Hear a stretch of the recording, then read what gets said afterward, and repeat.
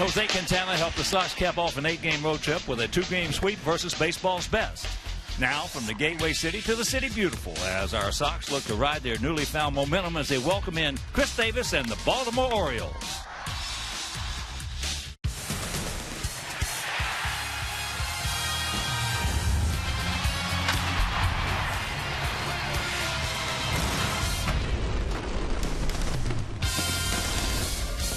We are coming to you from the City Beautiful, Chicago, Illinois, where tonight Comcast Sportsnet presents White Sox baseball. Jose Abreu, Javi Garcia, Melky Cabrera, and the Sox as they get set to butt heads with Adam Jones and Buck Shoulders, tied for first place, Baltimore Orioles. Hi, everybody, and welcome. I'm Ken Harrelson with Steve Stone as we get set to bring you the first of this 3-game set and the first of this 7-game homestand. There'll be 3 with these guys in Monday, Tuesday, Wednesday, and Thursday against the Toronto Blue Jays. And in case you have not heard, that Monday game against Toronto, the pitching matching up the game is going to be Chris Sale against Mark Burley. So make sure you can make your plans to be with us. But the Sox ended up that tough road trip 4-4 mainly because of good pitching. It was a good road trip, and it ended on a high note because the Sox beat the best team in baseball, and they outpitched the best pitching team in baseball. Chris Sale was magnificent, as you would expect. The starters, along with Jose Quintana, went 14 innings, gave up 12 hits, 20 strikeouts, only 2 walks. The bullpen equally good. 6 innings. They didn't give up anything. And Sox gave the Cardinals just 2 runs in 2 games and 2 wins. So coming out on a positive note. And the team is pretty confident right now, and they're going to have to be because this ball club in Baltimore is starting to play good baseball. Well, we got a parade of contending teams coming in, and certainly the Orioles are right there. The Orioles have guys that can hit the ball out of the ballpark. They also have some pretty good pitchers, and as you can see right now, it's a log jam in the East. Orioles and Yankees are tied, but the Rays and the Blue Jays just 1 game back. All of them have won 42 games, so each and every game for the East is critical. Ubaldo Jimenez goes to the mound tonight. He's been brilliant over the last 4 starts. He's been very good overall, 7-3, but the last 4 starts, 4-0, DRA 3.28. And he simplified his motion. He now has a splitter, and that splitter has been the best pitch that he's got. And so Ubaldo Jimenez is good. Johnny Danks will go to the mound. He's always pitched pretty well against the Orioles. He's 500 against them, and hopefully tonight he'll keep that changeup down. Well, he's going to be out there for us as we get set to play the first of 15 straight games here in the City Beautiful. So sit back, relax, and strap it down because White Sox baseball coming your way.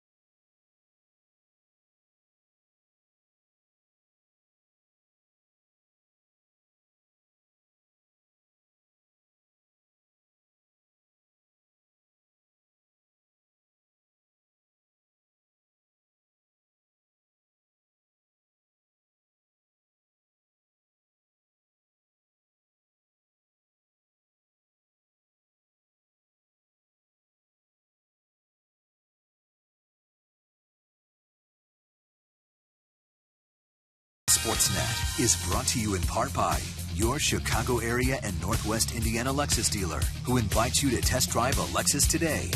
Blue Cross and Blue Shield of Illinois. Through it all. Audi. Truth in engineering.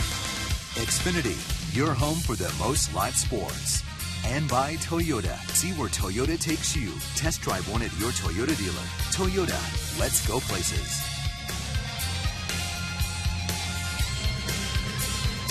Welcome back to beautiful U.S. Cellular Field. It's a gorgeous night for baseball. Not a cloud in the sky. Very cool temperatures. But outside of that, Sox coming back off a 2-game win streak. And let's see how Buck Showalter is going to line up his Orioles for the game tonight. Manny Machado leading off, and he's been red hot with Nolan Reimold in the 2 spot. Then it's Adam Jones, Matt Wieters, Chris Davis, J.J. Hardy, Steve Pearce, Caleb Joseph doing the catching, and Ryan Flaherty at second base and hitting 9th. The defense and how they'll line up behind Johnny Danks. Melky Cabrera, Adam Eaton, and Avisail Garcia in the outfield. With Connor Gillespie, Alexi Ramirez, Carlos Sanchez, Jose Abreu in the infield. Tyler Flowers, who's hit a home run in each of the last 3 games he started behind the plate. And our Lexus Pursuing Perfection starting pitcher is Johnny Danks, who's .500 lifetime against these Orioles, on for his 15th start. He's 3-8. His ERA is up a little bit higher than he would like at .538. He's walked only 22 in 80 innings, so his control has been very good. However, he has allowed 14 home runs, and that's a pretty high total. The umpires for the game tonight. Crew chief Ted Barrett behind the plate. Chris Conroy is at first. Marcus Patillo is at second. And Scott Berry is at third. So with the Orioles in a dead heat for first place in the East, we're ready to play baseball, and I'm ready to turn it over to my play-by-play partner, Ken Harrelson. Hi, Steve. Thank you. And once again, good evening, everyone, and welcome to White Sox baseball right here on Comcast Sportsnet. So happy you could join us for game 1 of this 3-game series and game 1 of this 7-game homestand. Finish it off Monday, Tuesday, Wednesday, and Thursday against Toronto. So here's Machado, 22-year-old third baseman. And the first pitch of the ball game. Swung on and 0-1 the count. Machado comes in hitting at .302 with 16 homers, 44 knocked in. A lot of people would look at those numbers and say, what's he doing hitting leadoff? And that's because simply he likes it better up there. That's high and could be trouble, just foul. It's amazing, Steve, as you well know, it's amazing how many guys like and feel comfortable in certain positions in that lineup. And there's no rhyme or reason why they feel much more comfortable in one spot as opposed to the other. But since Buck Showalter put Machado in the leadoff spot, he's hitting everything in sight, and it's been somewhat surprising because he's driving in big runs. And there's a look at Buck. There's a good manager right there, and has been for a long time.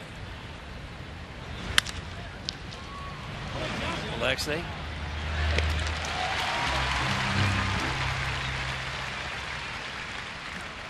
I think the classic example is a guy who's batting cleanup and goes to a manager and say, look, I don't want to hit cleanup. You hit me 5th. That probably happens with good hitters more than any other 2 positions. And you got 2 positions that are run producing positions. You can drive in as many in the 5th spot as you can in the 4th spot. Yeah, it's just fingerprint. Nolan Reimold. This guy has always hurt us. Comes in hitting at .257, a couple of homers. He's knocked in 5. Orioles hitting at .259 as a team with a 3.74 ERA.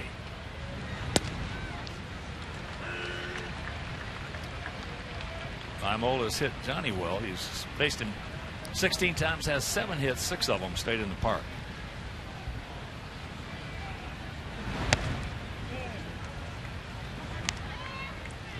Two and 1 to count. Reimold was called up from the minor leagues because he had one of those outs in his contract where if he wasn't called up by a certain date, he could opt out and go someplace else, and they didn't want him to do that. There's a little excuse me single into left field.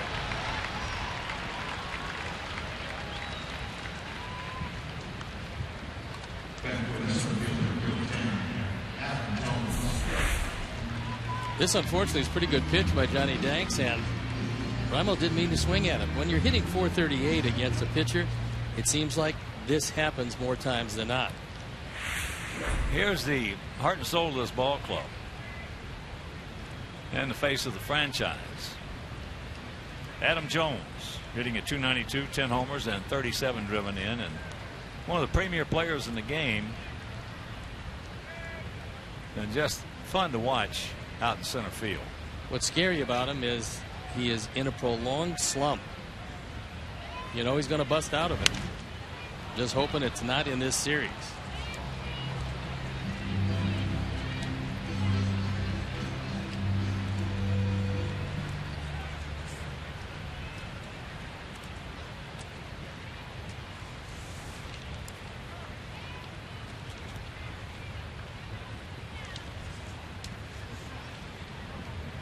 Reimold has not attempted a stolen base this year. And this is the fourth meeting of the year between these two teams. In the first three, they won 2. Well, let's put it this way. They won 1 and we gave them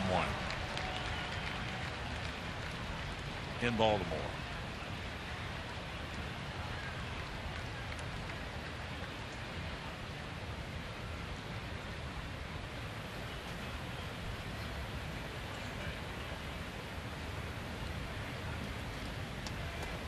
The 0-2 pitch. Rack him up. Nice. Ball was scalded. And that'll do it after half inning of play. It's Baltimore nothing, and the good guys coming to bat.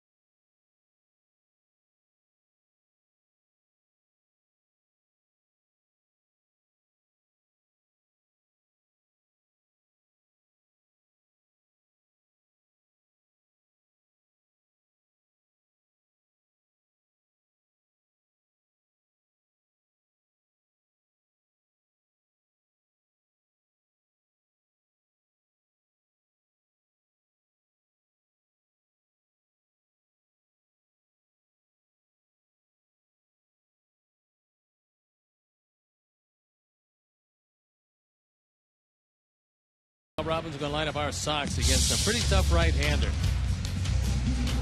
Santa Meeting, Jose Abreu and Melky Cabrera at the top with Adam LaRoche, Aliseo Garcia, and Connor Gillespie in the middle, followed by Alexi Ramirez, Tyler Flowers, and Carlos Sanchez playing second and hitting ninth. The defense and out of the lineup behind Ubaldo Jimenez. It's Reimold, Jones, and Davis in the outfield with Machado, Hardy, Flaherty, and Pierce in the infield. Caleb Joseph gets a nod behind the plate.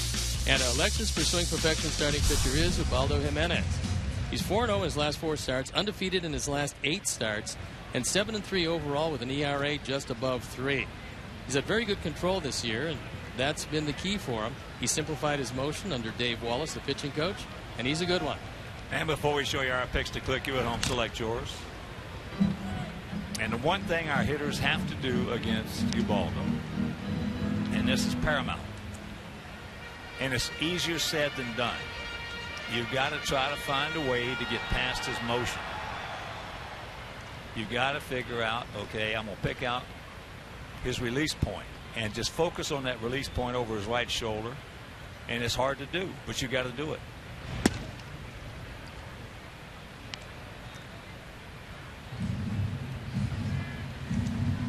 There you look at the career numbers, and this is 12th start. He's just 3-3. His ERA about 4.5, although he's a completely different pitcher these days than he has been. Chops that one foul, and the count 1-2. Sox come in hitting at .241 with a 4.13 ERA. Baltimore 16-21 on the road. Sox 18-15 here at home.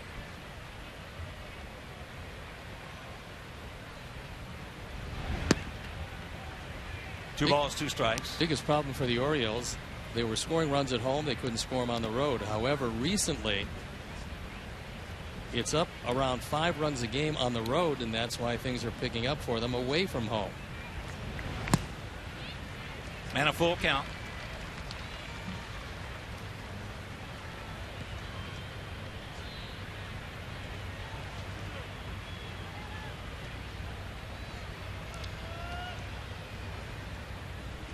Payoff pitch. Ball's hit hard. Look at the play. And they don't get it. This is going to be pretty close at first base. And it was a magnificent play by J.J. Hardy. Buck Showalter wants to see if, in fact, they did get him. Just an outstanding effort by Hardy from his knees. He gets it across. Looked like they might have got him, but Chris Conroy said no. I think he's out at first base. So we'll have to see if Buck Showalter decides that he wants an appeal, if he'd want to use one this early. And we'll see what his guys say about this particular play.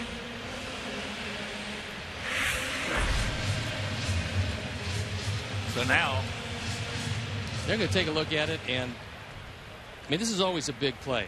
Caleb Joseph. You put a pitcher in the stretch as opposed to having him a 1 out and nobody on. Caleb Joseph went out to kill a little more time. He took a lot of time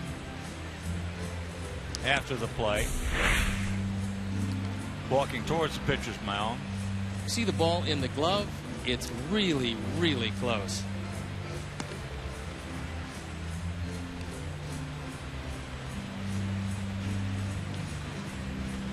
From that angle, before you see the dirt explode, it looks like he got him.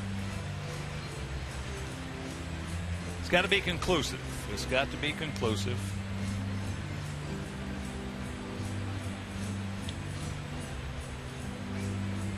And according to who is calling the play in New York. And that's getting to be more and more a bone of contention with everybody around baseball. Who is calling the plays in New York? That's going to have to be resolved between Joe Torre and John Schuerholz.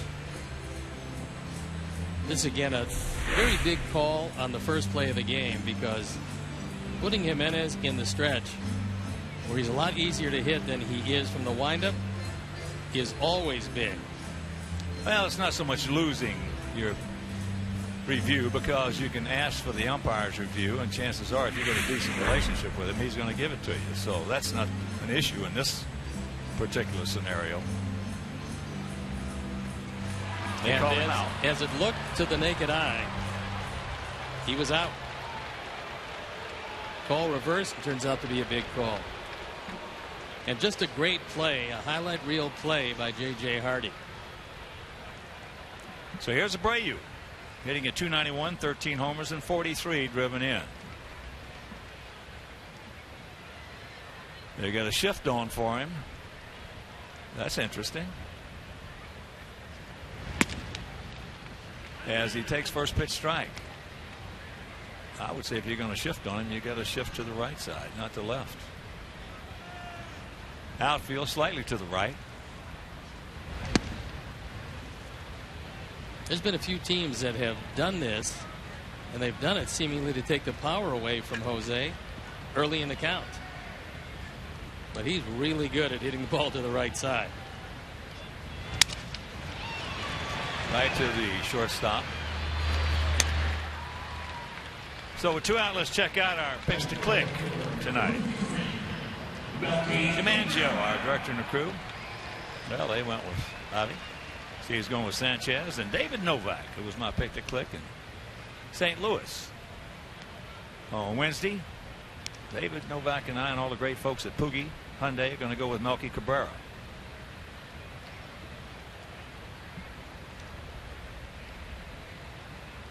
Melky hitting at .251, 3 homers and 28 knocked in.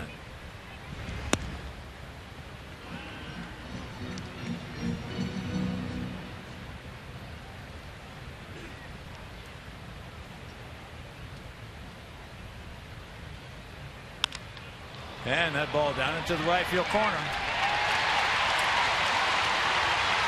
So now play at first base as he'll pull off. As they hit the cutoff man, he'd have been a gone goose. So now that play at first was a run-saving review by Buck Showalter.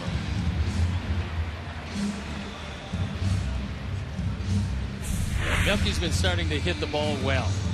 And this one on the inner portion of the plate looks like a cutter from Jimenez. And Melky takes it down the line. He was thinking about 3 bases and realizing that you never really want to make the third out at third base with 2 outs. He held up.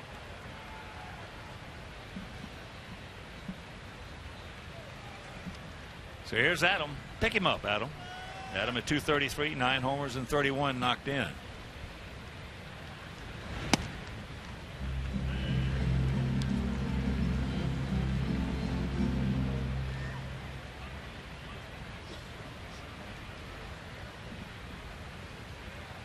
Outfield straight up. Just a slight gap out there in right center.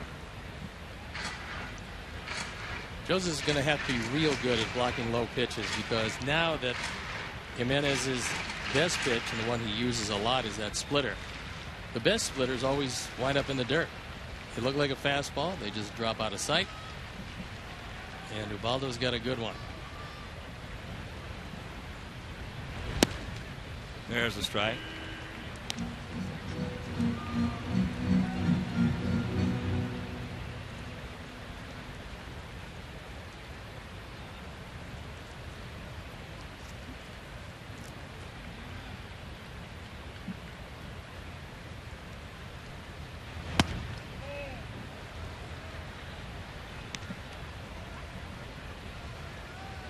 Off the inside corner.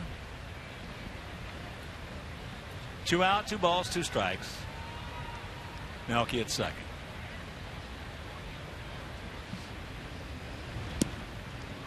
And it's full.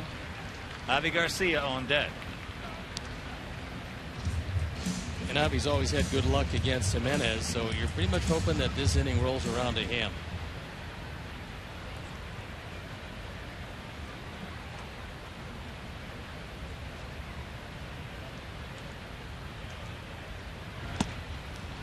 It will. Javi 5 for 10 against Jimenez. That ball was in the zone, and I think Caleb Joseph is talking to Ted Barrett about it. Menard's pitch tracker will show you this one had the whole strike zone. Adam caught a break.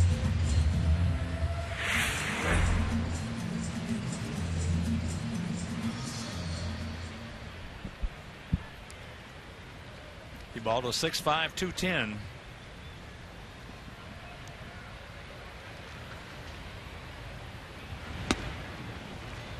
He got a cookie right there and missed it.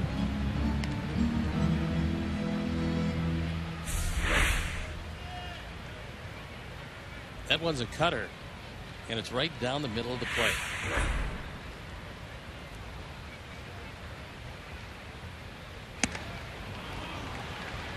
Up out of the zone, could not check it up, and now he's in the big hole, 0-2.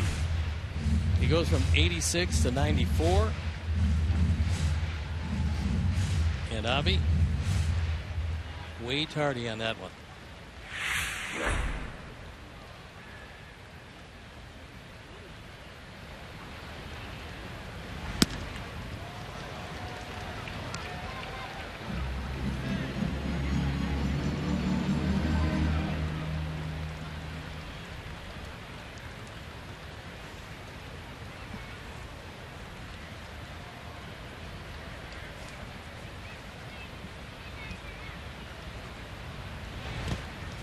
Ball gets away. He's going to throw it down. Bad play right there by Joseph. And he got lucky on a terrific play by Flaherty. Ryan Flaherty keeps his ball out of center field and most likely saves 2 runs. This ball bounces away. We told you about that splitter. And this one meant 90 feet for 2 of the Sox base runners, and a good play by Flaherty.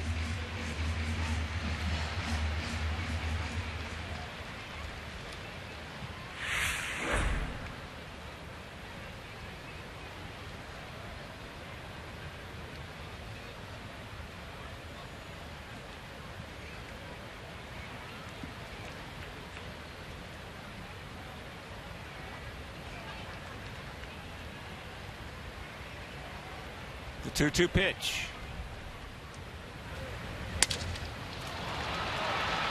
Machado was very good. Gets him. We threaten, cannot score. And after one, no score.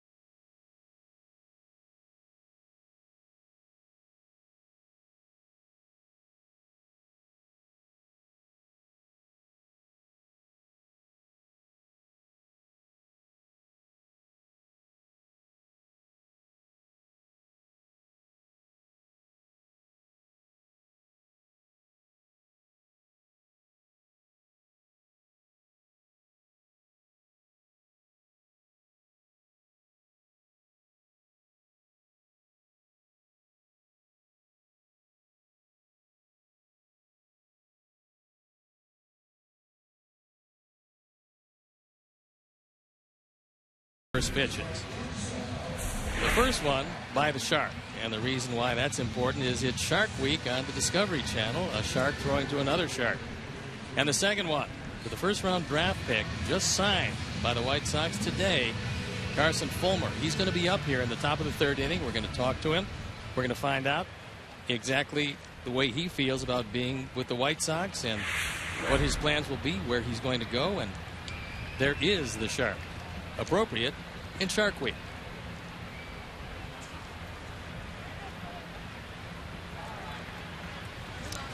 Here's the DH, Matt Winters. Switch hitting catcher, normally coming off a deal on June 5th.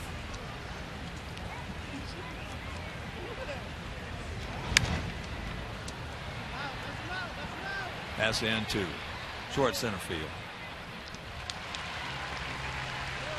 Your local Ford stores are proud to present the 2005 World Series Reunion Weekend, July 17th through the 19th. Be sure to arrive early on Saturday, July 18th. See your favorite players from the 2005 World Series Championship parade around the field.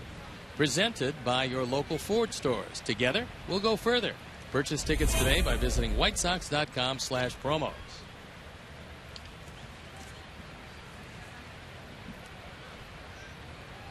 So here's Chris Davis. Chris at 236, 18 homers, 49 knocked in. 2 for 14 lifetime off Danks with a homer.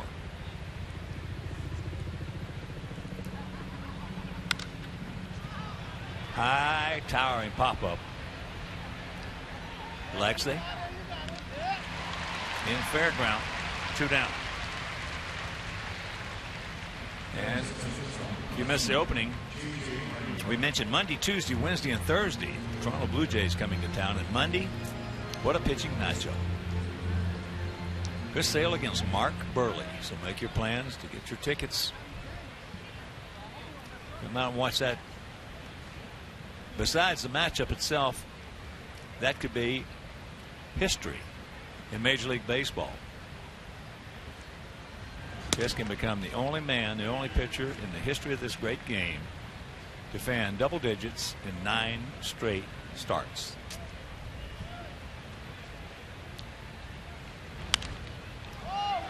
Hardy. Here is the matchup. Mark Burley. 9-4, having just another very good year, and Chris Sale probably should be better than that. But look at the strikeouts, 141 with just 22 walks.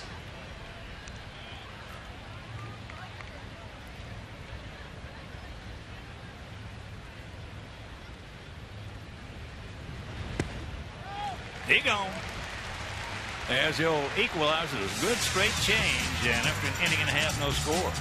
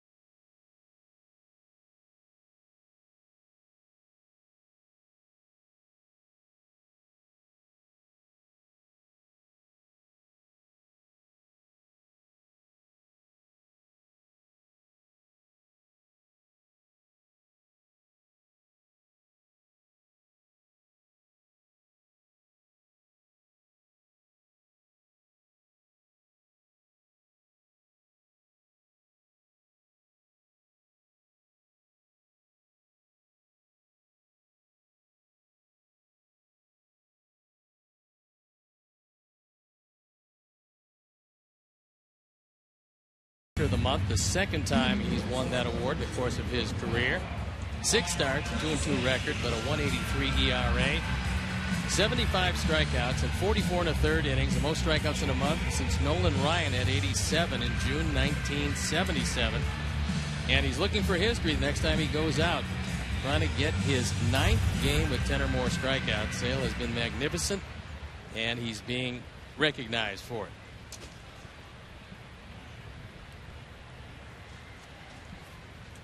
So here is Gillespie hitting it .245, 3 homers, 15 knocked in.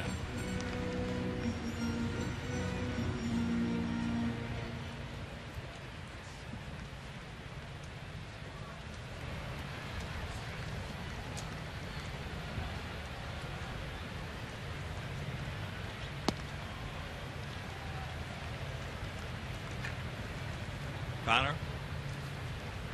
Face has got 14 times, has 5 hits.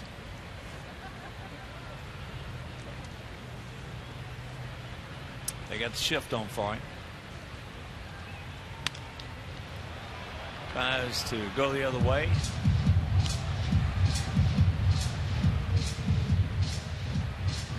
Nice crowd on hand. A beautiful evening here in the city. Beautiful.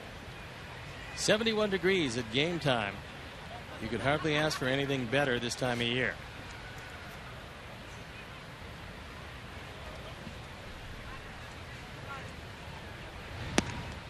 And a very happy 4th of July weekend.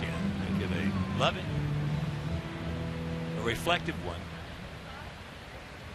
on all the service people, men and women around the world, present and past.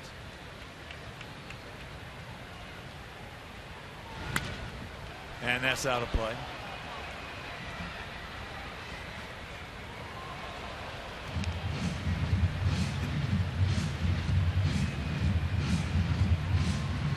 There's a young man with his glove. A southpaw. Might as well make him a pitcher.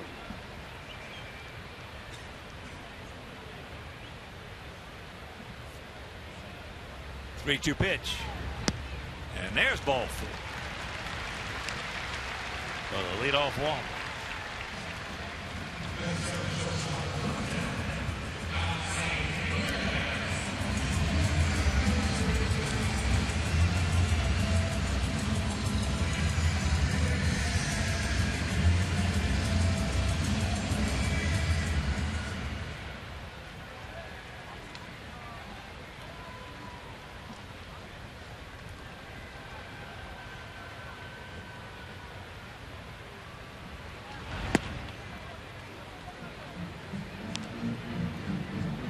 Lexi just 7 for 31.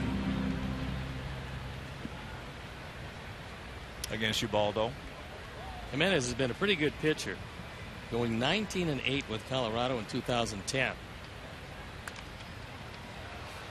Where he's had his problems is getting the ball over the plate. In his first year with the Orioles last year, just 6-9, his ERA up close to 5. And he walked 77 in 125 and a third innings. That's why Dave Wallace decided to simplify his motion. He had a whole lot of moving parts. These days, he's getting the ball over the plate, but not so tonight. This is a time to take advantage of it. There's a base hit, so that's something going here in the bottom of the second. First 2 men aboard. Time now for our Xfinity high-speed action replays, and it's Tyler Flowers' last 3 starts and 3 home runs. First one down the line in right field. The next 2 just bombs against St. Louis. One of them a game winner, one of them a game put awayer.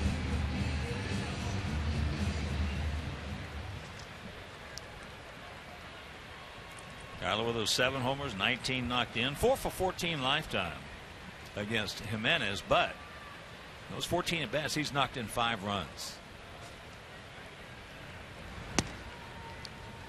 Takes it right there.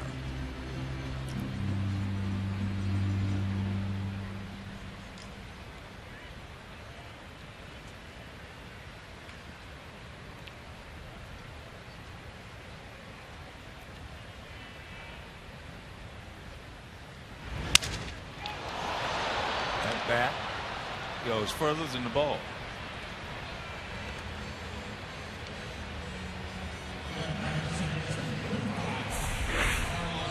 Ubaldo got this one well inside, and Tyler could not get the hands out. The bat shatters. He's left with just the handle and a soft line drive to shortstop.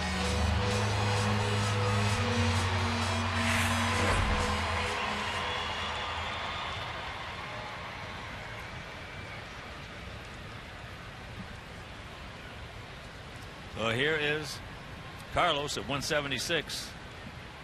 First time he has seen Ubaldo Jimenez. Takes first pitch strike.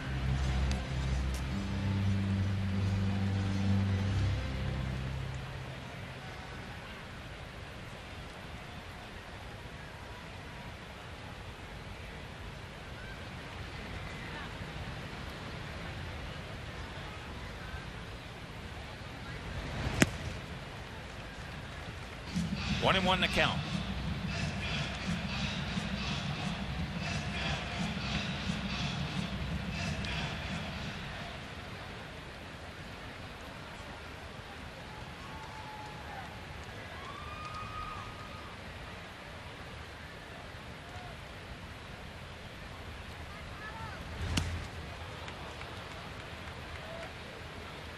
Out in front on that one.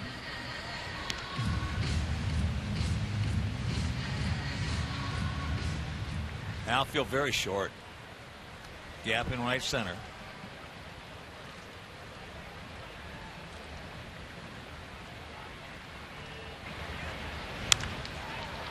And tries to poke it to the left side. He does, but way foul. That fastball was well up and outside the zone. They had 1 and 2. He was trying to get him to expand his strike zone. He did just that, but Carlos able to stay alive.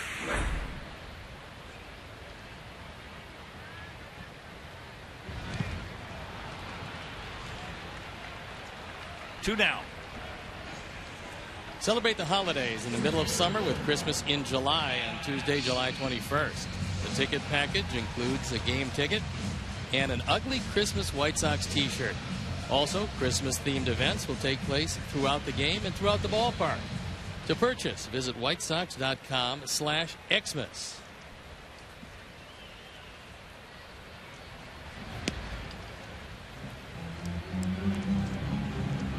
Here's Adam Eaton. J.J. Hardy made a terrific, stunning play to get him, leading off the bottom of the first.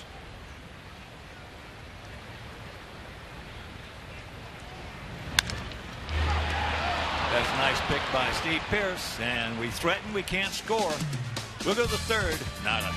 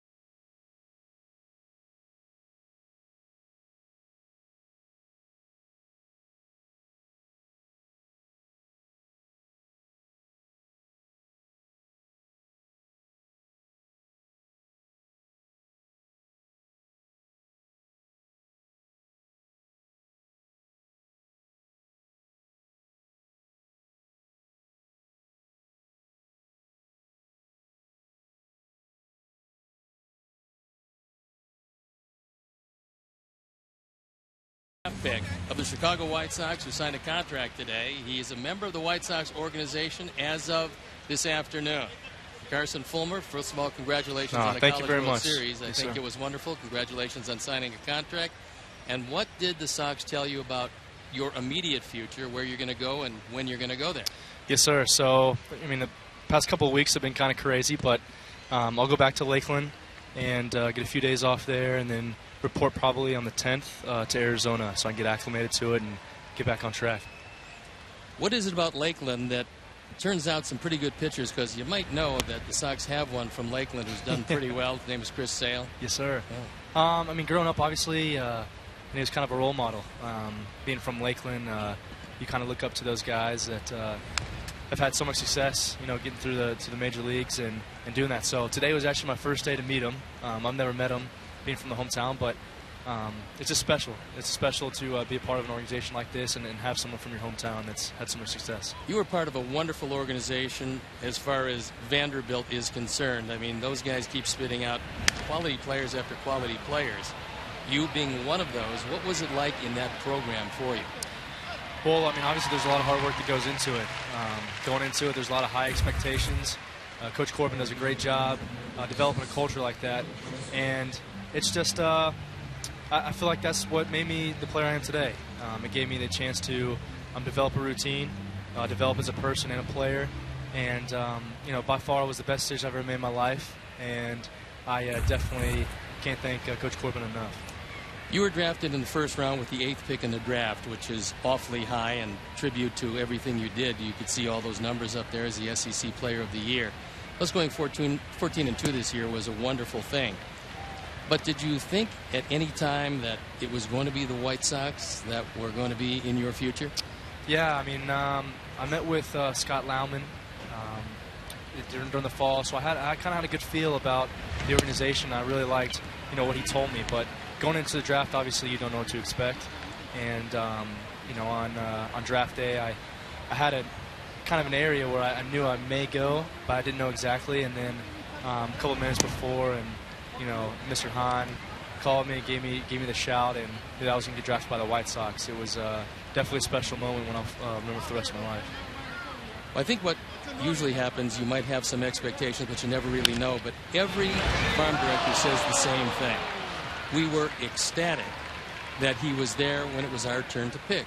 I think in this case, the Sox were genuinely ecstatic that you were there when it was their turn to pick because they had targeted you, they talked about you, and I know that the kind of pitcher you are and what you accomplished, they're very happy with the success that this team has had with pitchers to have you in the organization. Now, I'm sure you've done a little research on the White Sox, and one of the things that I'm sure you know is that they don't mind bringing pitchers up through the system pretty quickly and coming here at U.S. Cellular Field and pitching for them.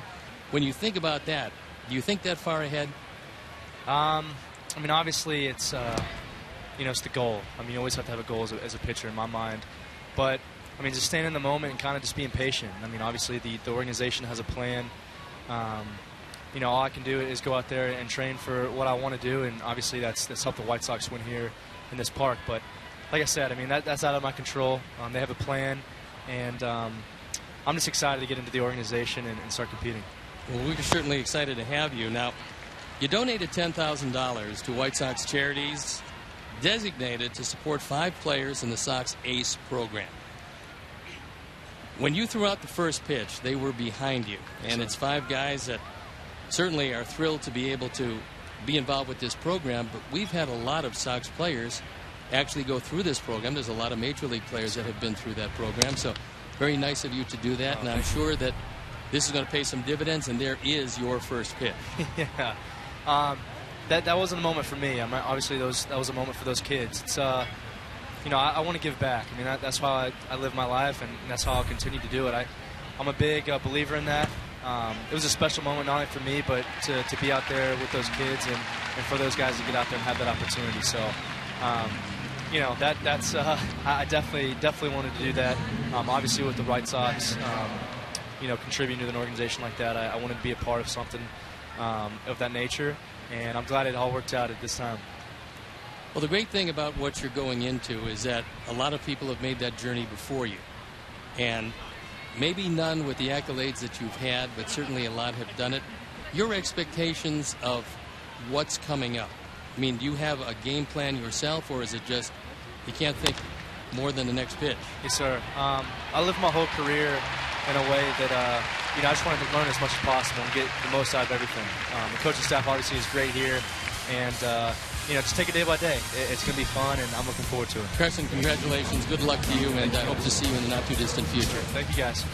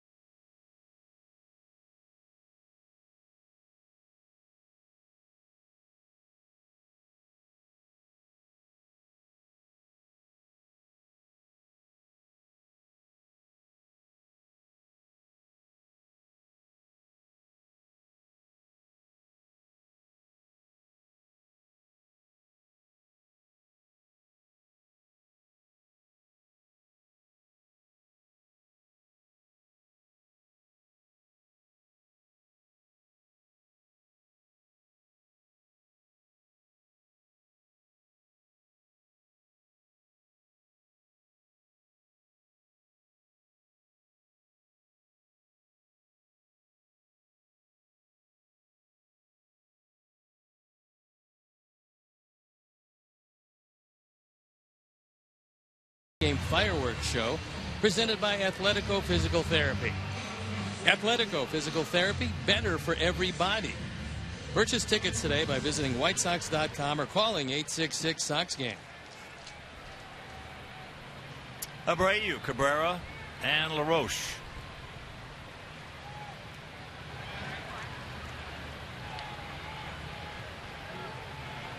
Jose grounded out to J.J. Hardy as they put the shift on again.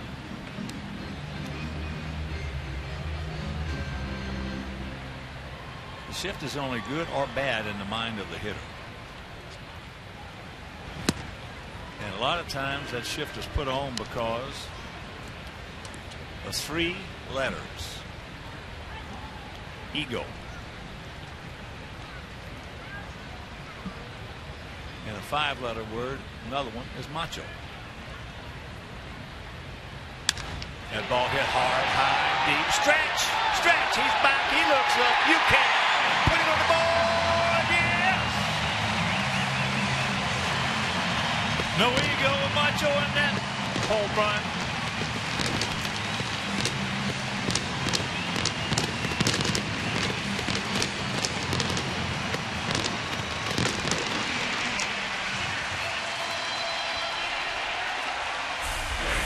A Ford home run replay, and this is a fastball out away, is number 14 for Jose Abreu. His 44th driven in, a line drive rocket into the Miller Lite bullpen sports bar. And it's a 1-0 game. And here's Cabrera, who doubled down into the corner. Takes that breaking ball up high. Jose does not fit in that category of either of those two. But you get some guys, when they put a shift on, you have to stand up there. First of all, that macho comes out. He's going to hit it through it. Well, Jose has always been able to take the ball the other way, and he's so strong he can hit it out any part of the ballpark. So you can put a shift on him. And actually what they did was change the shift before that pitch. They moved Flaherty back over to the right side of the infield. But when you hit line drive rockets, doesn't matter. 3-1.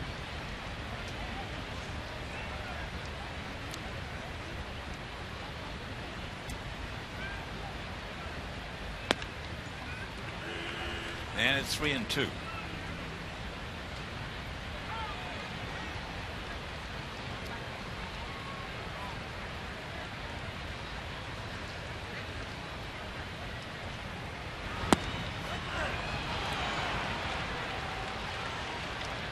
Cabrera does not like it. 1 out. In fact, he didn't like the last 2. You can see this ball is off the inside corner. But Ted Barrett said it was good enough. And you can understand where Melky would be just a touch upset. No question. No question about it. Here's LaRoche. He walked.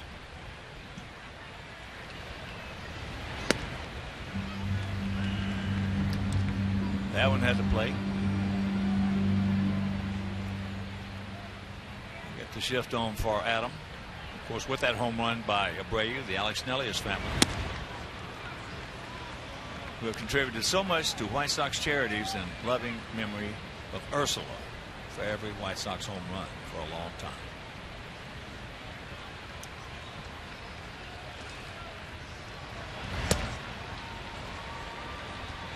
The reason why hitters are upset about getting inside pitches called is that umpires set up in what they call the slot, meaning they're between the hitter and the catcher, and they can see the inside corner straight on. You see it right there? That'll retire the side, but the home run by Abreu. Oh, check that.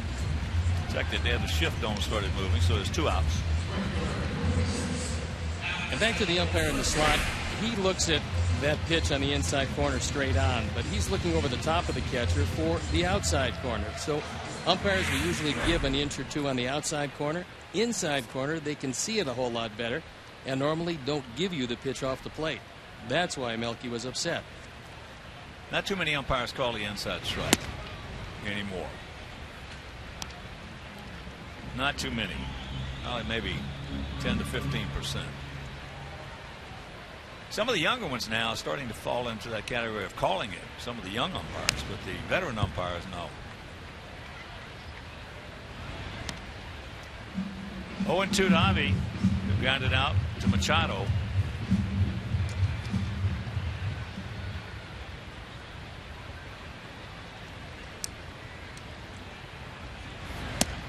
It's up high.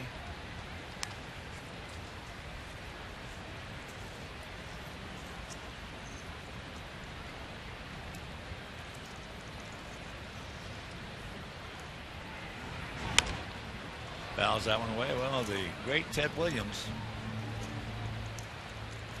God rest his soul, every time you talk to him about hitting, he was adamant.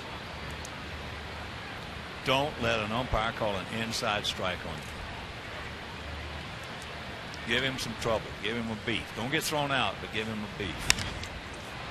That ball looped out there in the short right field, and that's going to fall for a base hit. Now he's going to go, and they're going to get him in between. Yep.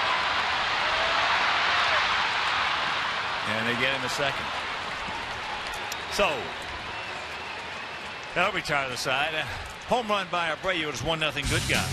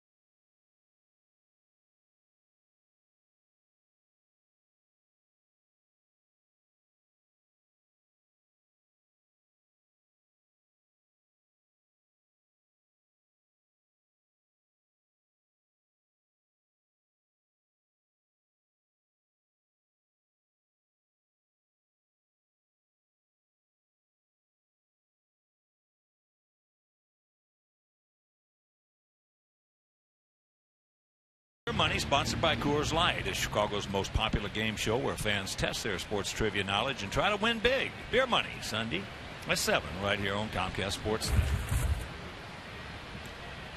1-0 Sox. Top of the 4th inning. First pitch strike. Primol had a little excuse me check swing single in the left field. That's the only hit Baltimore has. That's high in the left center. That's a can of corn. And why, how do you have a moment? I want to send out a big White Sox hello and congratulations on the 1-year anniversary of the marriage between our Kenny Williams and his beautiful wife, Sarita. Congratulations, guys. My lovely wife and I were at that wedding, and what a wedding it was.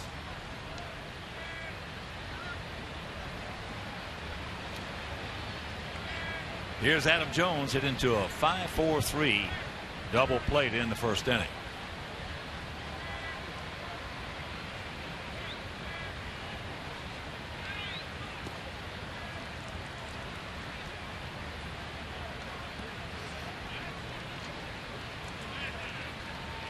Outfield for the most part straight up.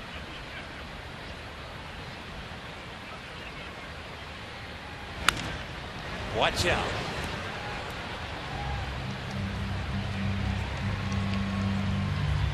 The Tigers are leading their game against Toronto 7-0 in the 7th inning, but they have bigger problems than that. Miguel Cabrera left the game with a left calf strain. He's going to undergo an MRI, and so that could mean big problems for the Tigers. Well, we talked about it ever since we started playing him this year and last year. He's just not the same. Something is wrong. His swing is not the same, and it just goes to show you what a great hitter he is with the numbers he's put up last year and this year so far. You take that big guy out of that lineup, even with Victor Martinez in the lineup, it becomes a whole lot different. That puts a lot of pressure on J.D. Martinez, who's having a great year. But we'll wait for the results of the MRI and see what happens. Got it. That was almost Torrey Hunter type scenario strikeout there. 2 down. Now he's got pretty good stuff tonight as he drops that breaking ball down and in. And Adam Jones loses his balance. Stays upright, however. The key really for John was keep the ball in the ballpark, because this team has 97 home runs and they've got power up and down this lineup. Here's Wieters. He popped up to center field. I'm not laughing at Adam. I'm laughing with him. I'd like to have a dozen golf balls for every time a left-hander got me on that pitch. Wieters came off June 5th. And since coming off, he has started 15 games, and of the 15 games, the Orioles that he has started have won 11 of them. Well, his numbers are skewed to the left side, where he's hitting .295, but he's always been a better right-hand hitter.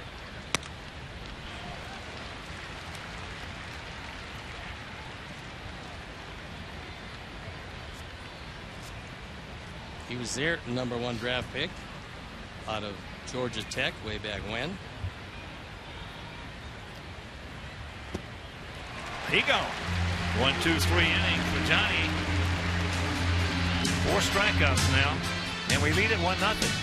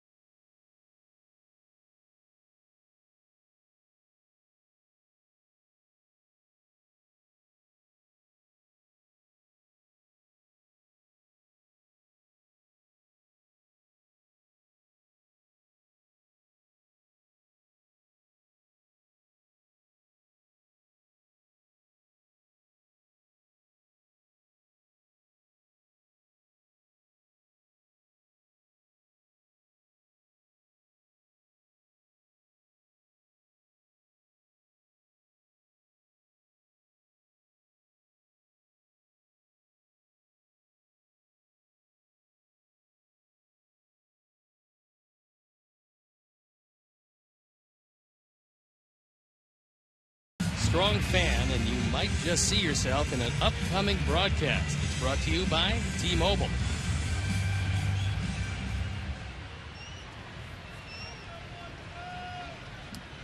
Bottom of the fourth inning, 1-4-1 for us, 0-1-0 for them, and it'll be Gillespie, Ramirez, and Flowers.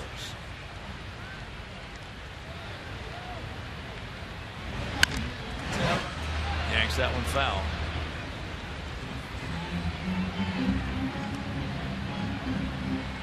Bal Sanchez, no hitter through 7. Against a good hitting ball club. An outstanding hitting ball club, as a matter of fact, Toronto. Who will be here Monday, Tuesday, Wednesday, and Thursday. And Monday, Chris Sale against Mark Burley. So make your plans to be with us for that one. Some history can be made. Burley 9-4 for the Blue Jays.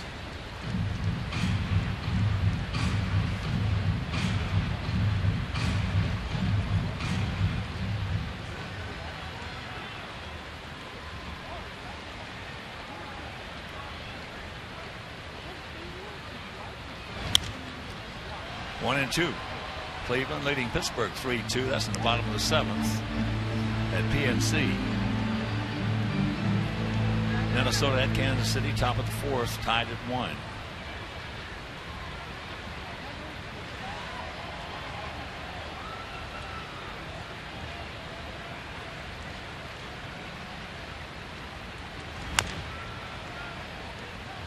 Another chopper foul. Finals, a couple of them. Washington beat San Francisco 2-1 in DC, and Miami beat Joe Madden's Cubs 2-1 at Wrigley.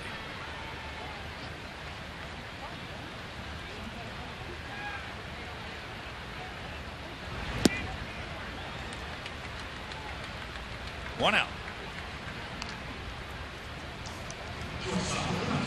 Sox fans, join us Saturday, July 18th at 1:10 as the White Sox take on the Royals. The first 20,000 fans ages 21 and over receive a 2005 World Series replica ring presented by Miller Lite. It's the official light Pilsner and official beer of your Chicago White Sox. Purchase tickets today by visiting whitesox.com/promos. First pitch strike to Alexei. After Gillespie led off the second with a walk, Alexei singled into right field.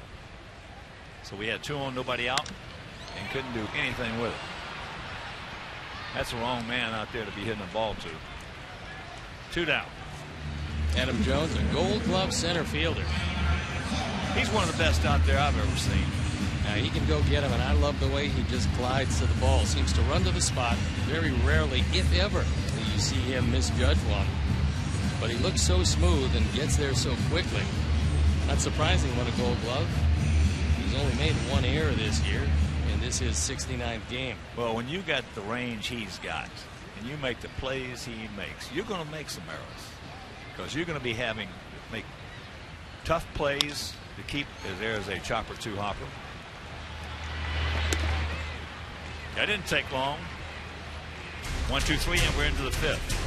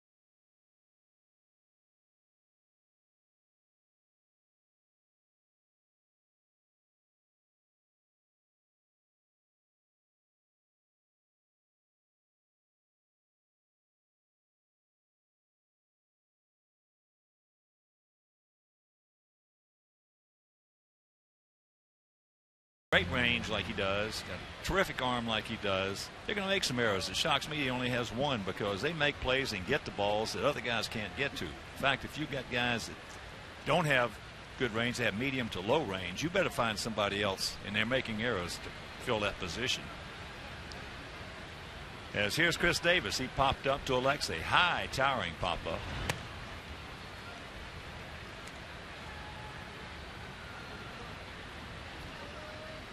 John's using his curveball a lot more tonight, and it's been very effective for him. Been 2-0 as both a wipeout pitch and as a get me over pitch. So he must feel pretty good about it. If you're just tuning in, our lone run coming in the third, opposite field homer by who else? Jose Abreu. Jose's 14th, and he now has 44 knocked in.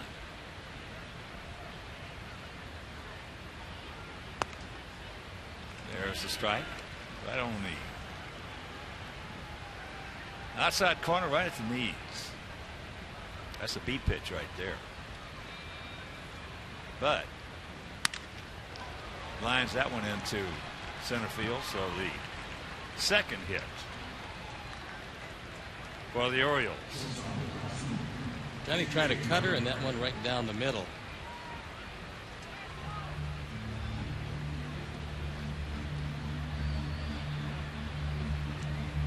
Here's Hardy. He struck out on a good changeup. Hardy's always done a good job against Johnny Danks, but he completely handcuffed him the first at bat. Sitting .333 against Johnny, 8 for 24. Outfield straight up, spread out, about equidistant.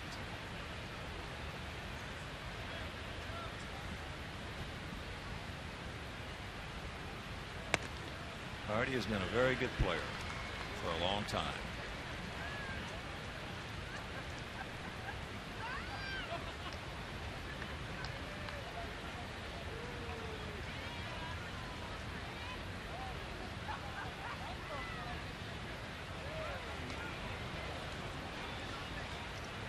A couple of years ago, JJ hit 25 home runs. Last year, he only hit 9. Everybody thought that he might have been injured, and they talked to him about it most of the year, but he said couldn't explain the power outage. This year he's hit 4 of them. That's a souvenir right side.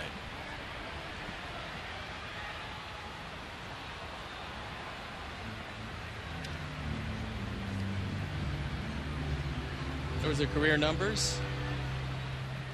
Pretty decent for a guy that's always been thought of as a good defensive shortstop. Maybe not the greatest range, but very sure hands.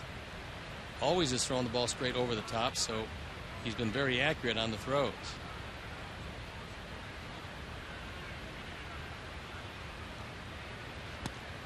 We're seeing more and more shortstops, and we're seeing some outstanding young talent come into Major League Baseball at that position. More and more of those guys are able to throw the ball where they catch it from. Certainly Iglesias is able to do that. Iglesias is about as good as he gets.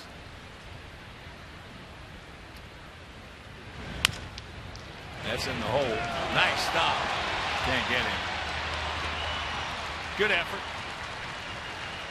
So the first 2 men aboard. That was a good play by Alexei, and did everything he could. Credit Davis with hustling into second base. There was no chance to get him, and Alexei thought,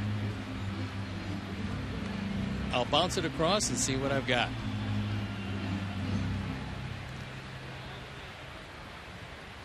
Good effort keeping it out of the outfield, but after that, no chance. And you got to watch Pierce, especially on the first pitch. He is very aggressive, especially early in the count.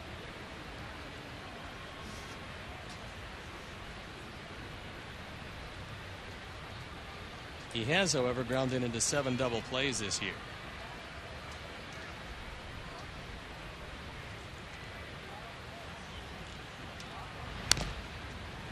Fouls that one down. Well, when we first saw him last year, you say to yourself, who in the what is this guy? Who is he? Meanwhile, you watch him swing the bat the way he did against us. You realize this guy can hit. He had 293, 21 homers. Drove in 49 in just 102 games. And he really trusted the Orioles because they let him go and said, don't sign with anybody. We want you back. We just have a roster problem at this point. So he did just that. And the Orioles brought him back. That time he was a little unhappy with the inside call of Ted Barrett. Ted's calling the low pitch. He's not calling the high one. He's been very consistent in that tonight.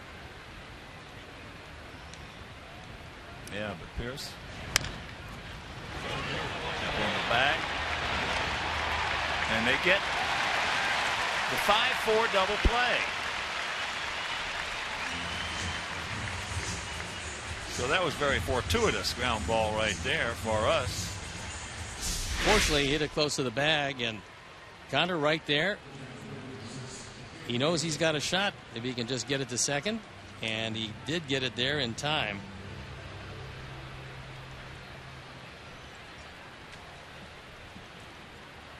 Cutting down to 2 lead men.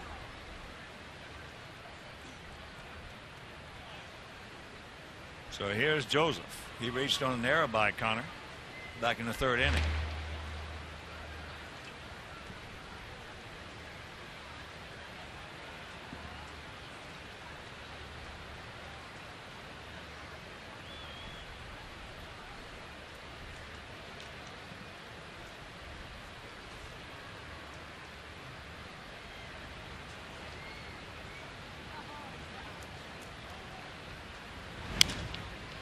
That's out of play right side.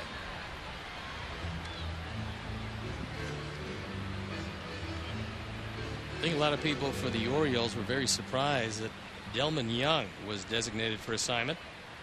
But they had a couple of guys, Nolan Reimold and Chris Parmelee, that had outs in their contracts in the minor leagues that they didn't get to the major leagues by a certain date. So they had a roster problem, and Delman was the guy. Well, I'm glad he's not in this series. So Johnny Danks, because he is just wears us. Johnny Danks. Young. I don't care who was out there. He just wore us out. Big base hits.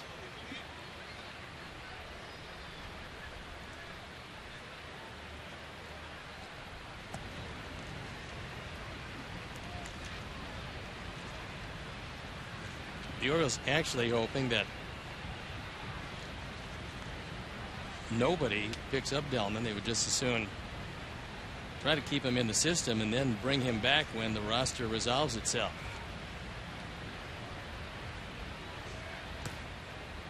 Well, when he was at Minnesota, he wore us out. When he was at Detroit, he wore us out. He didn't wear us out when he went to Philly for a short period of time. Went back to Tampa Bay. In the games he played against us, hit us hard, and then last year he just wore us out.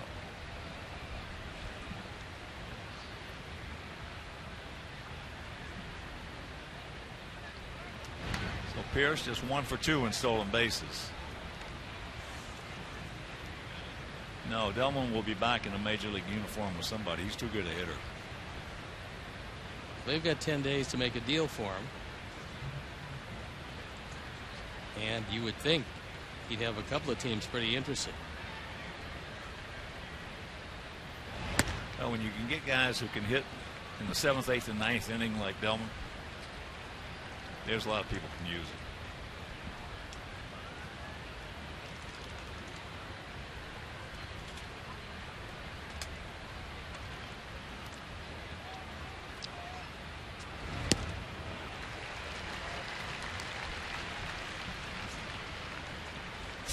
This is where John has got to throw that straight change. If he does, he usually has no problems. He's got a very good delivery, especially tonight.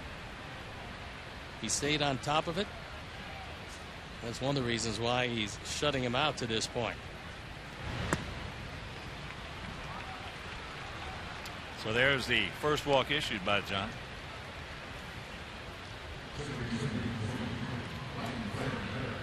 And that'll bring up the second baseman, Ryan Flaherty. Struck out on a check swing. I'd like to send along best wishes and a happy birthday to Jamie Burdick. big Sox fan, and the daughter of the legendary Jack Ruby.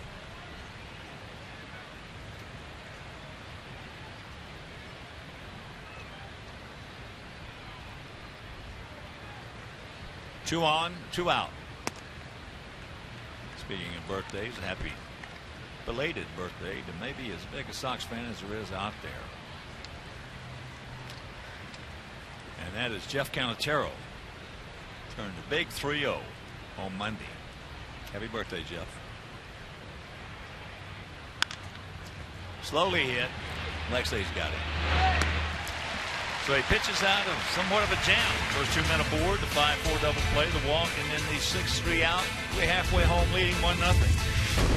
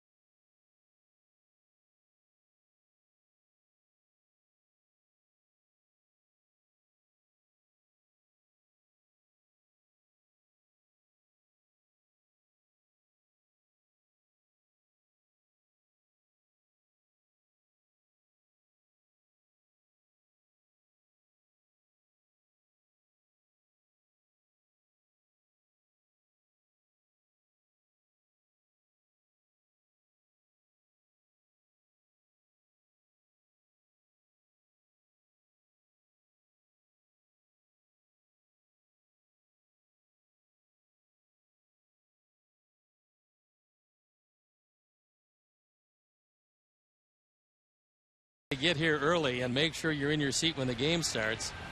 Otherwise, you might miss a few innings.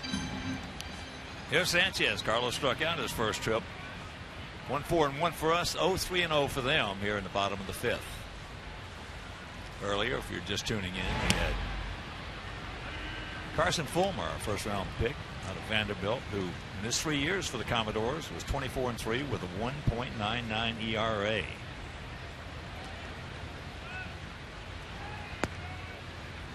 And he is a good-looking right-hander, obviously. And he also has donated $10,000 to White Sox charities that will be designated to support 5 players in the Sox ACE program.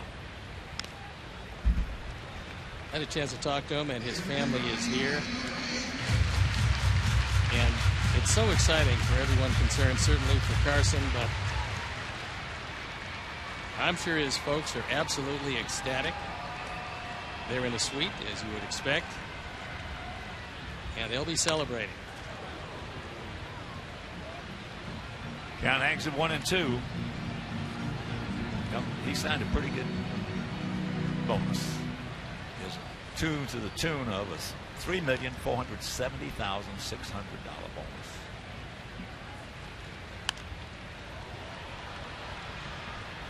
He comes out of a high-powered program at Vanderbilt, same program that produced David Price, a number of other quality Major League players. And pitching in the College World Series had to be wonderfully exciting.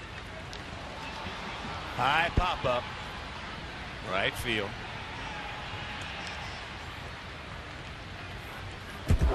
And take a look at what happened this year for him. At 14-2, his ERA 183.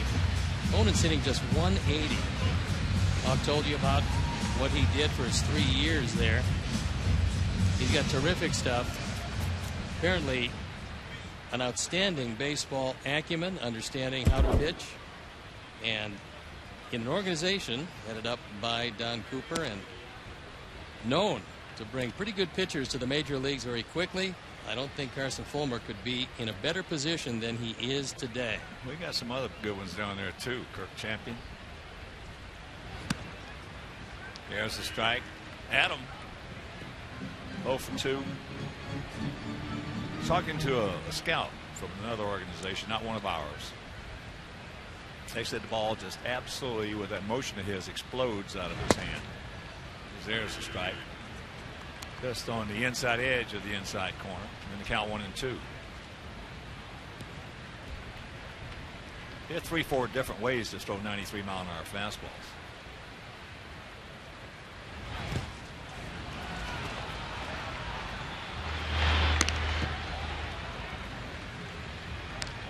Two down. Joseph, after blocking that ball, went on the inside part of the line. And Pierce at first base lined up on the inside part of the line, giving him a target to give him an alley to throw it to. So Adam taking off, and you can see him. He wants a target outside. He gets it there. Here's Abreu. They're going to put the shift on the left side on him again. And if you miss that home run leading off the third, here it is. He got a fastball on the outside part of the plate. Chris Davis ran out of room.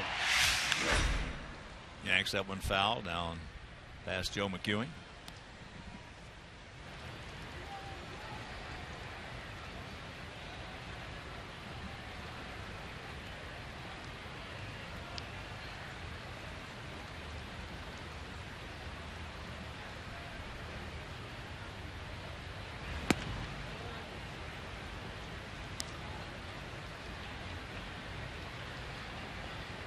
Ezekiel Carrera had a single in the 8th inning to spoil that no-hit bid by Anibal Sanchez. 8-0 Tigers. That's a ground ball. Hardy. And that'll do it. A 1-2-3 inning. We're into the 6th. It's a 1-0 good guy lead.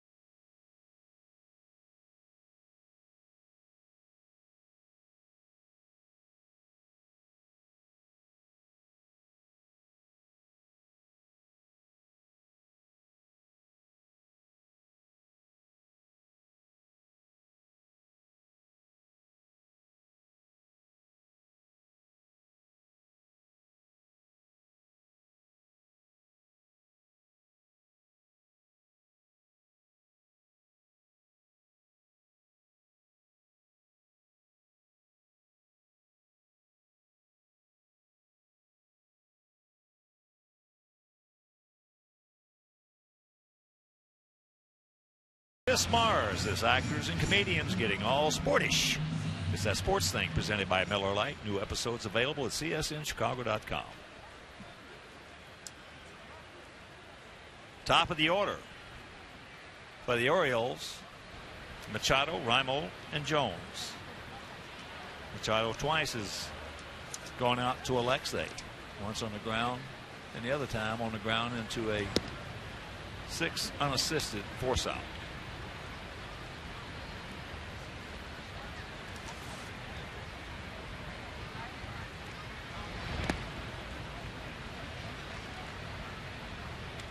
Manny Machado has been a good player for a long time. Had some injury problems, but now he's back and healthy, and as you can see, 5th in the league in hits behind Kipnis, Fielder, Donaldson, and Cabrera. That's into center field softly for a base hit right off the end of the bat. So the leadoff man aboard.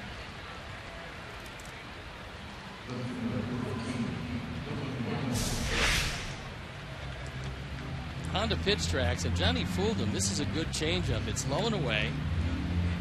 Threw it in a perfect spot. He didn't get much of it, but able to get enough of it to drop it into center field. Nolan Raimel 1 for 2. He had a little check swing, single into left field back in the first inning. But make no mistake about it, this guy can hit it a long way. He was let go 3 different times by the Orioles. And 3 different times the Orioles got him back.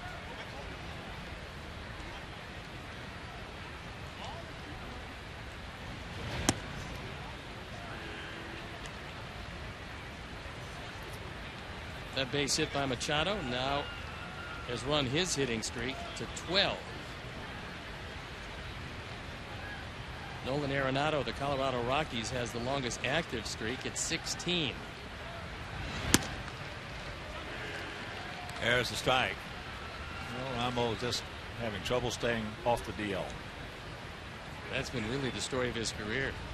He's gotten hurt a whole lot.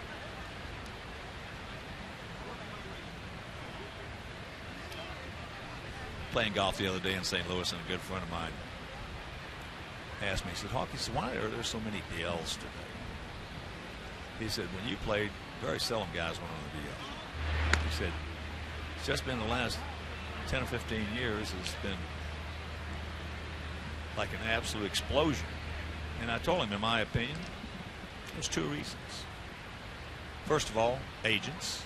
Second of all, not enough fat on these guys. They're in too good a shape. There's certainly something to be said for that. Well, Cooperstown's filled with guys who are overweight. If that's hang up for him, it will. Line shot. That's a hang whooping for Raimel. When you are in the kind of shape these guys do and they work out constantly. I mean, some of these guys are here 4 or 5 hours before a game, an hour or 2 hours after a game. And they're in the weight room.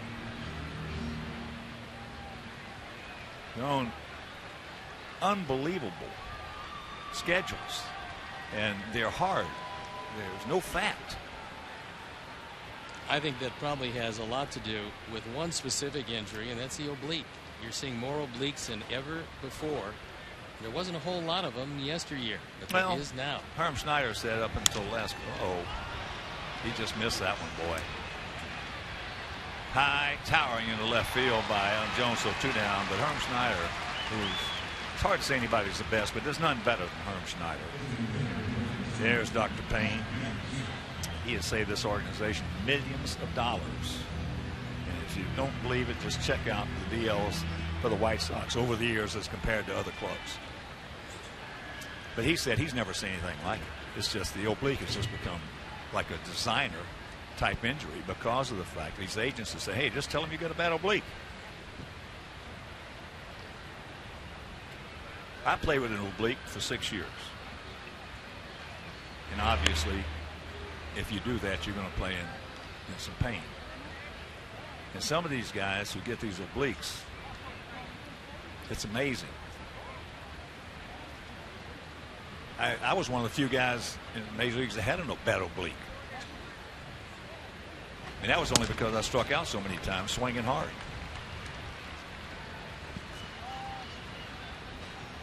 Oh, and 1 to count to Wieters.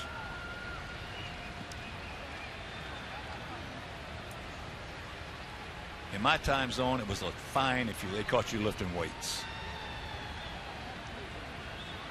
It was a $2,000 fine, and this is back when the minimum salary was $6,000. It was a $2,000 fine if you were a position player, and a $1,000 fine if you were a pitcher if they caught you lifting weights. That put a big dent in your budget. Well, they never caught anybody because you wouldn't lift them. Nobody lifted them back in those days. 0-2 the count.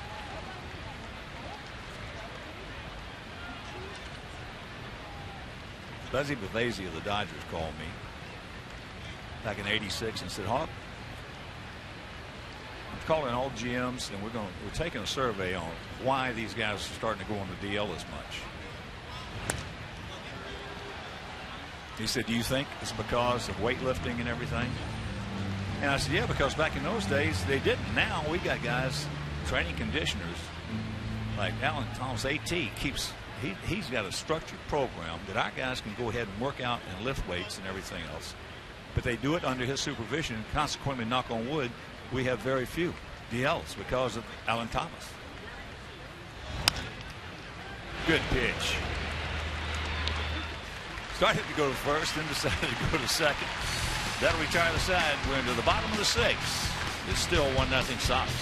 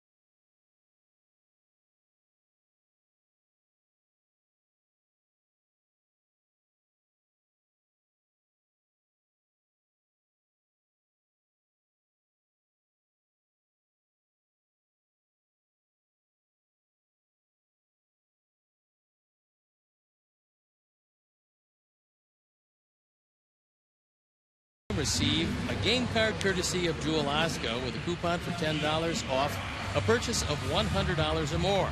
Jewel Osco, keeping it fresh, keeping it local. Purchase tickets today by visiting whitesox.com or calling 866-SOX-GAM. So it'll be Cabrera, LaRoche, and Garcia to face the big. That ball hit into left field is going to hang up for him. That's another hang with him for Melky, who is now 1 for 3, had a double. So David Novak's picked the click. He's hit it hard, very hard twice. The only chance he had on that one is if that ball would have been lost in the lights, because it was a line drive rocket. Didn't get above the lights, but Reimold stayed right with it, had a pretty good angle, and was able to make the catch.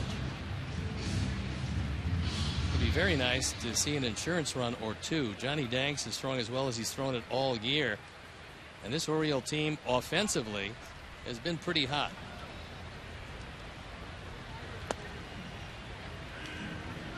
This Oriole team is a very, very good ball club. Well managed, good fundamentals. They have only committed 37 errors, so they catch it. When you got a couple of players, you got a terrific third baseman, you got a great center fielder. Hardy is very steady and it's short. And Weeder's a Gold Glover, although he's not catching tonight. Weeder is very good. Man. So they're very, very strong up the middle and at the corners.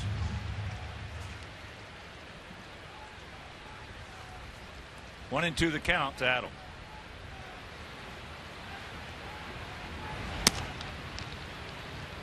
With the parity around baseball the way it is in almost every division today, you can't have any real bad defense. It used to be you got to be strong up the middle, which you do, but now it's getting to be you better be strong almost everywhere defensively.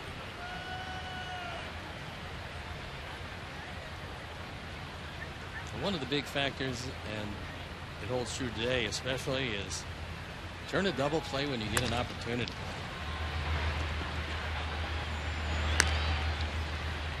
Two down. If you're going to give a major league team another out in an inning and a double play that's not in turn it's supposed to be, you're going to probably wind up giving up a few runs. Certainly you're going to see the pitches pile up on your starter. Then you're going to get into that bullpen a lot more quickly than you'd want to. Now the first rule in baseball, as you heard me say 1,000 times, is catch the ball. You got to catch the ball. If you can't catch the ball and you're getting 27 outs, you're going to give them 30, 31, you're probably going to lose at the major league level. Here's Garcia, 1 for 2.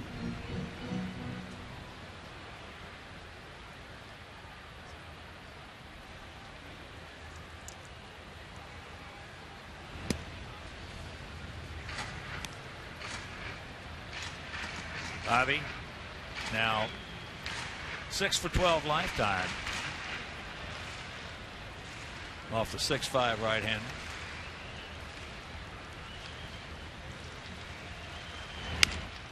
Now he is 7 for 13 off the 6'5" right-hander, and he has 4 stolen bases in 9 attempts.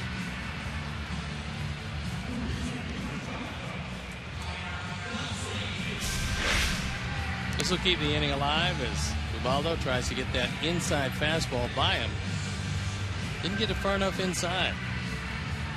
Javi is awfully strong and able to, although he didn't get the good part of the bat on it, get it over Machado's head. No, he just muscled it out there. So here's Gillespie. Philip Joseph is pretty tough to run on. Gillespie has walked and struck out.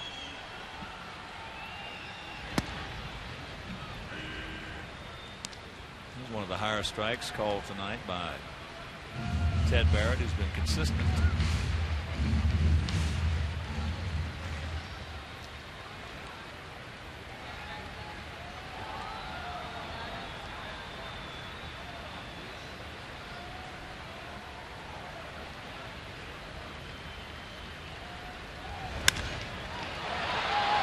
And that's hit to the wrong spot. This in the ballpark, he's probably going to get it. And we're into the 7th.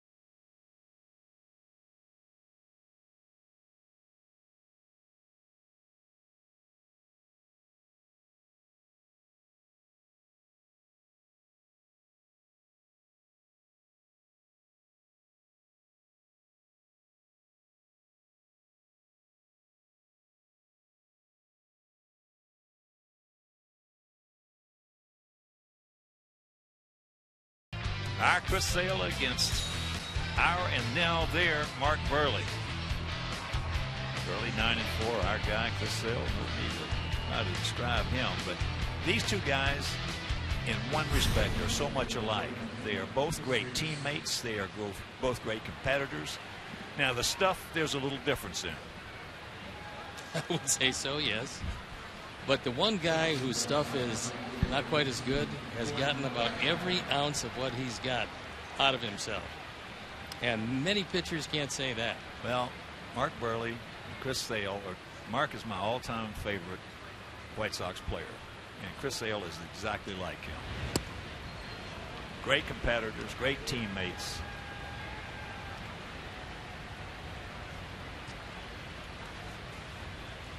That's going to be fun to watch Monday night. So make your plans to be with us.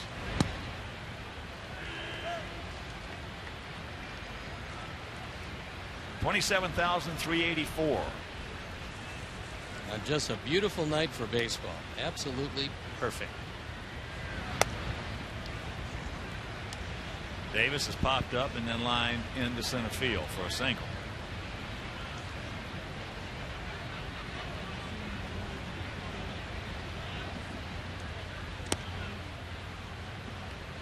Two and two the count. Down into the seventh on a minimum of pitches, just 78 to this point.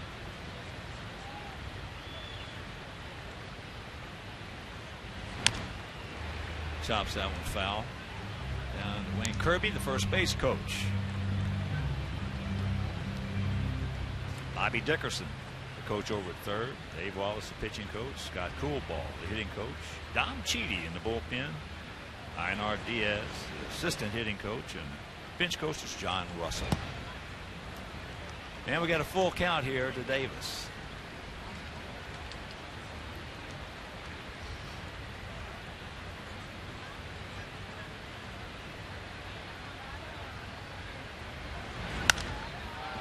Boy, there's a major league pop-up right there. That was a straight change, and it was up. But to Davis, you don't mind keeping the ball up. Oh, if you're going to miss to him, you got to miss up. He is a prolific belt down hitter.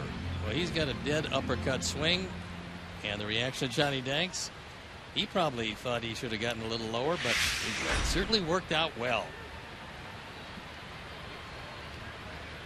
Pretty impressive numbers to this point, as John has been in control from the beginning.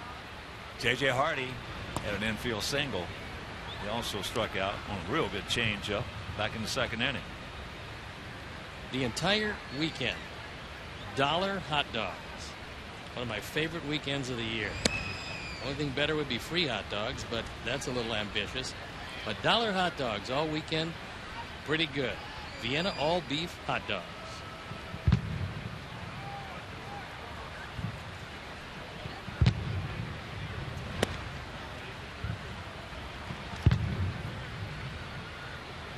Three and 0 the count.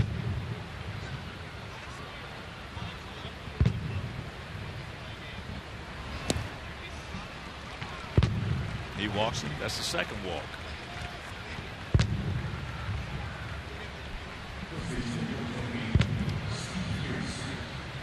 Here's a young lady who certainly is enjoying the concession stands.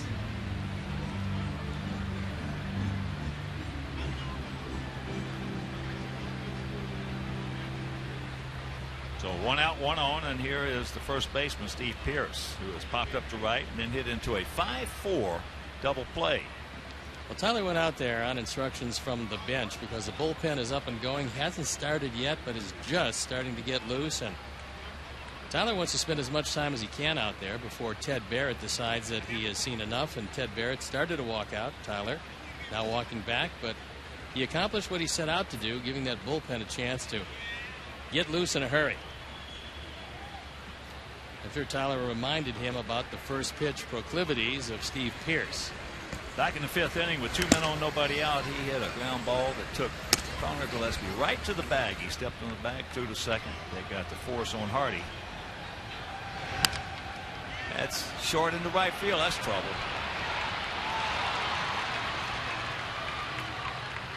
So a little duck snort by Pierce. 1 out, 2 on. Kind of surprised for J.J. Hardy that he's not on third base, only because if he realized where Sanchez was, he could have realized that there was no chance for anybody to get this one. It's a good off-speed pitch. And if he saw Sanchez playing up the middle, he had to realize that that ball was going to fall easily. I think we caught a big break. Well, we're not the only team that doesn't check our outfielders or check their outfielders. So here comes Coop. He's coming out for the same reason why Tyler went out just 1 pitch before, and that is to allow that bullpen. Jake Petrichka and Dan Jennings to loosen up. Extraordinary moments happen every night in baseball, but on one night, they all happen in one place. Don't miss the 86th All-Star Game. It's from Cincinnati. Coverage begins at 6 p.m. Central, 7 p.m. Eastern, Tuesday, July 14th on Fox.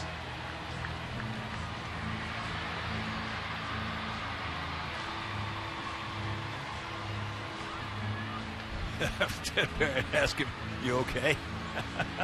Well, Ted wanted to know if he had a couple more pitches left. Ted's been a good umpire for a long time.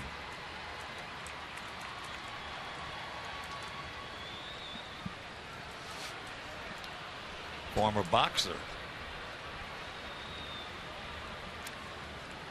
So here's Caleb Joseph reaching on an arrow, and he walked. 1 out, 2 on. Ball gets away. The runners will advance.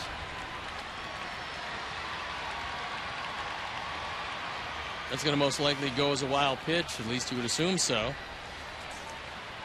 And it is indeed. And Johnny Banks has thrown his 5th wild pitch.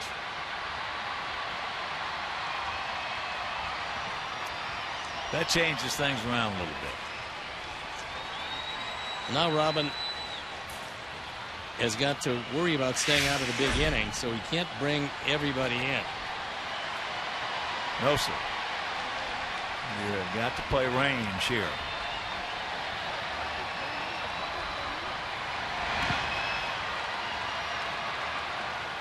That a good stop by Tyler.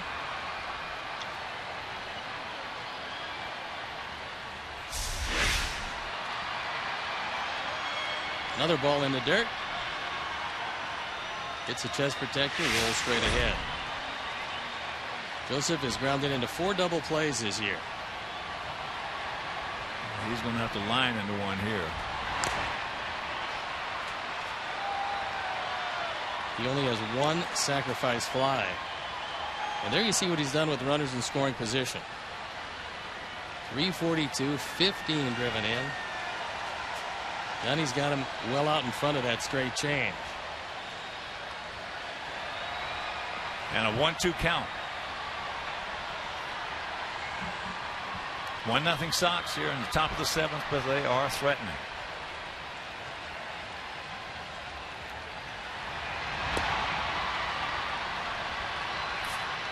Two and 2.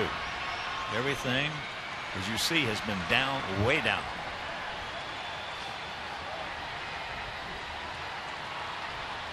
You're going to throw the fastball here. Be nice to get it up a little right underneath his hands.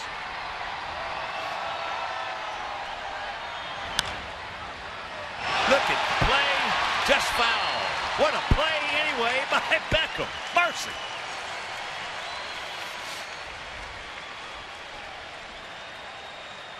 Johnny Danks gave him a nod. Gordon is over toward the line, not going to let anything get between him and the bag. So he jumps into foul territory. And this play belongs to Scott Berry, the third base umpire. That one not foul by much. But it was foul. But it wasn't going to get by Gordon. And that was a Brooks Robinson play, former Hall of Fame third baseman for Baltimore.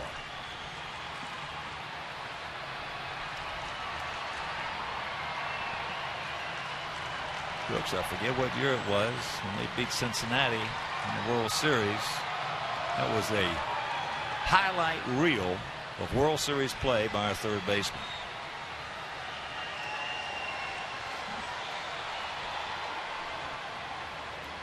Two and two the count.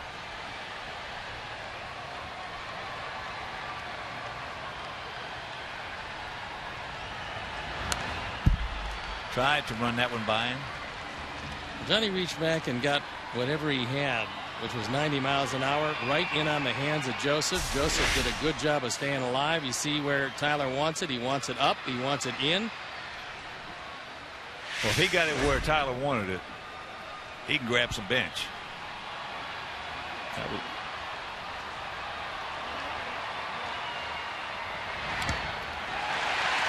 He gone. Big strikeout for Johnny. 2 down.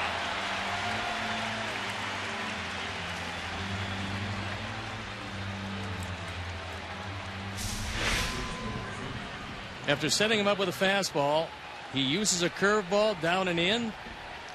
Johnny's used that one more tonight than we've seen him. Very frustrated Caleb Joseph, leaving him at second and third for the moment for Ryan Flaherty. Flaherty has struck out and grounded to short.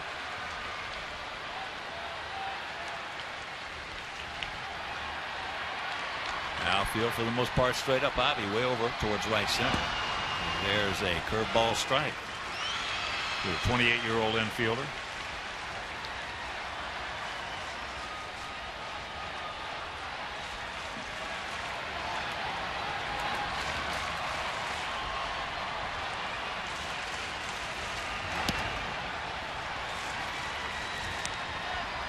One and one to count.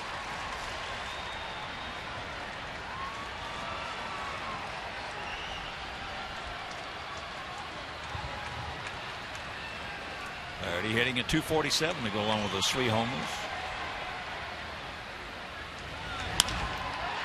That's high into left center field. And Johnny Danks is going to pitch out. What a nice job by Johnny Danks. 7th inning stretch. He leads it 1-0.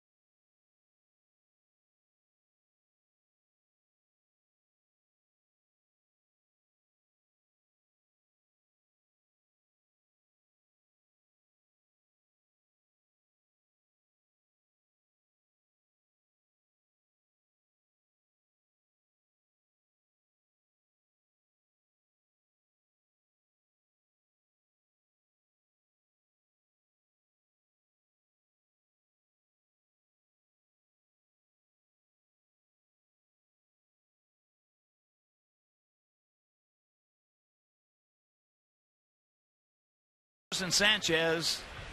Ubaldo Jimenez has pitched well. He trails at 1-0. Only run coming if you missed it. Jose Abreu's 14th homer leading off the 3rd inning to right field. Alexei's 1 for 2. We started this inning with a shot at Johnny Danks, who pitched out of a jam in the 5th. First and second, nobody out. A leadoff single in the 6th and a big jam in the 7th. Second and third with only 1 out. Retiring Joseph and Flaherty. Checks it up. Well, this has been a great night for Johnny Danks. He's thrown the ball exceptionally well. Looked like he had it early in the game, and he's kept it through 7 innings. Well, he's only made one mistake with the. It wasn't a mistake. The high changeup. The only one he got up was that was the Chris Davis. That's out of play. Tigers were leading 8-0 over Toronto. It is now 8-6. The Blue Jays hitting in the top of the 9th. They scored 6 times in the 8th.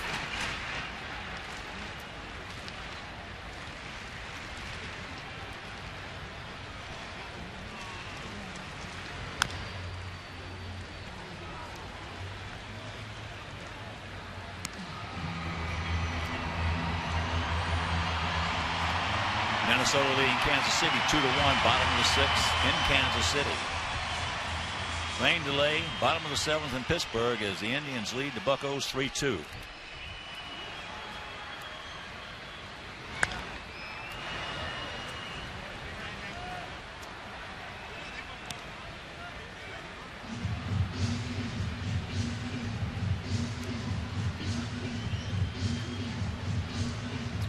Manny Machado made a friend.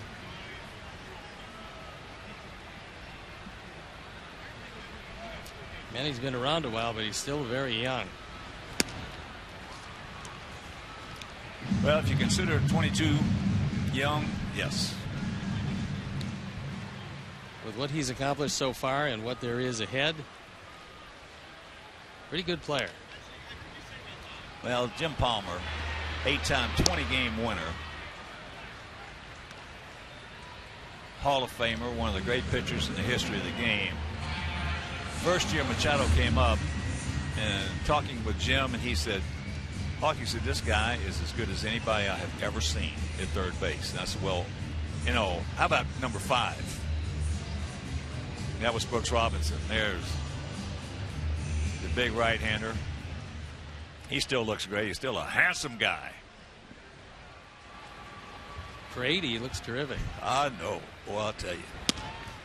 He was something to hit against, I'll tell you that. When you win 20 games 8 times and come back from a severe arm injury early in his career.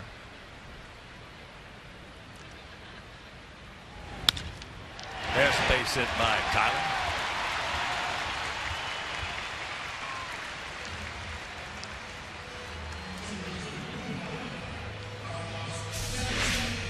Tyler with the 6th Sox hit of the night.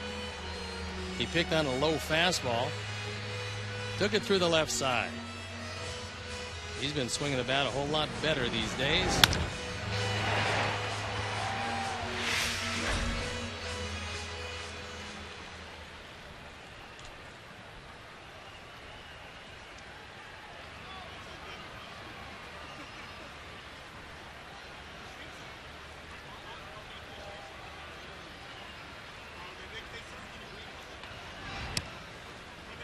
Sanchez takes it high and wide. He has struck out and popped up to right. Oriole bullpen up and going as Jimenez is at the 104 pitch mark.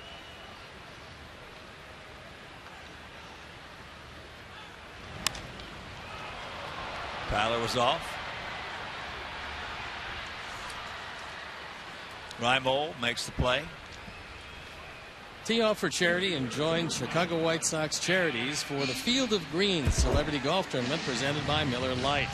This year's tournament will be held on July 20th at Harborside International Golf Center. Join the fun and sign up for your foursome by visiting WhiteSoxCharities.org or call 312-674-5391.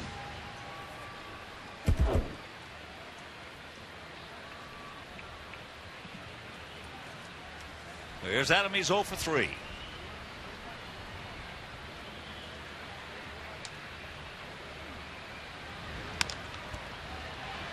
Chopper takes him right to the bag, and that'll end the inning. So we go to the 8th inning, and it's still 1-0 White Sox.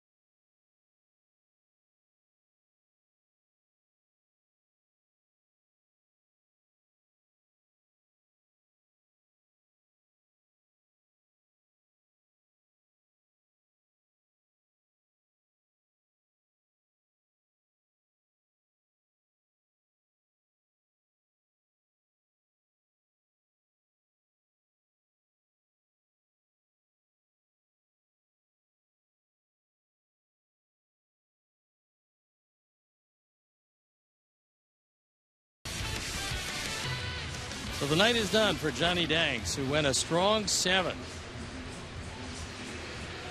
And Jake Petrichka comes into the game.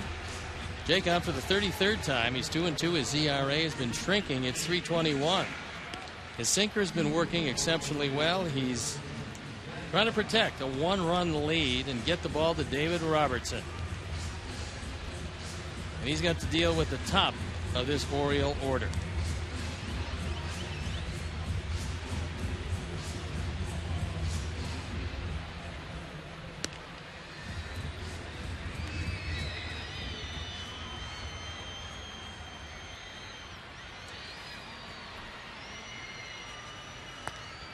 Seven innings, no runs, 6 hits, 2 walks, and 5 strikeouts for Johnny.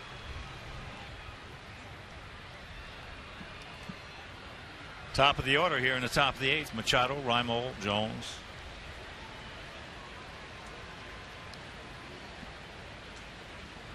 Machado had a little Ducks North single in the 6th. He's 1 for 3.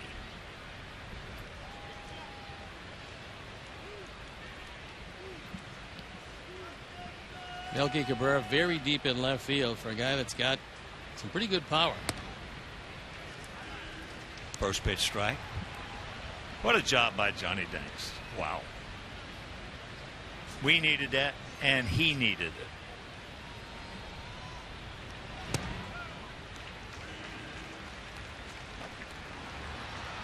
Those 2 fastballs were right down the middle, and Machado, guessing anything else, took both of them.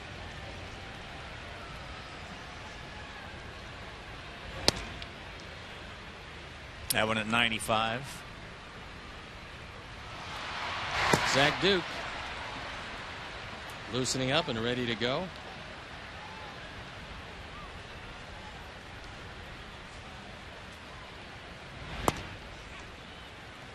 Two and two.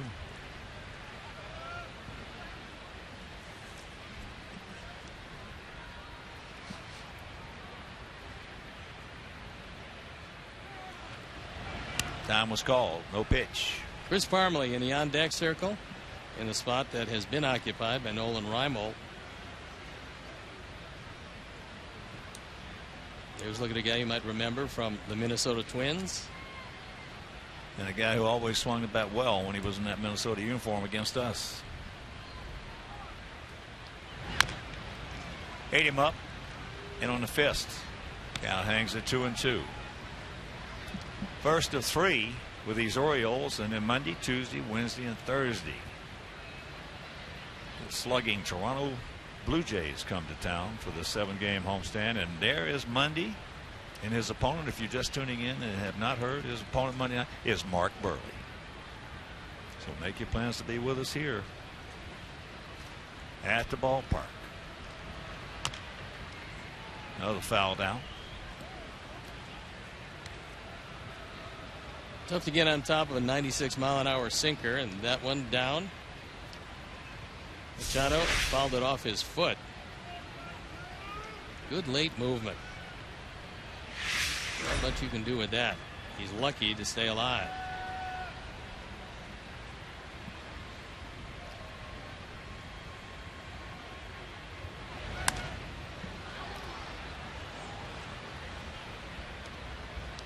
Count hangs at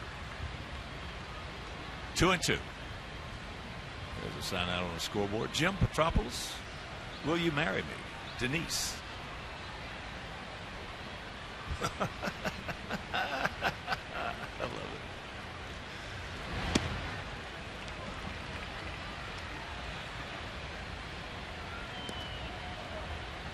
Full count.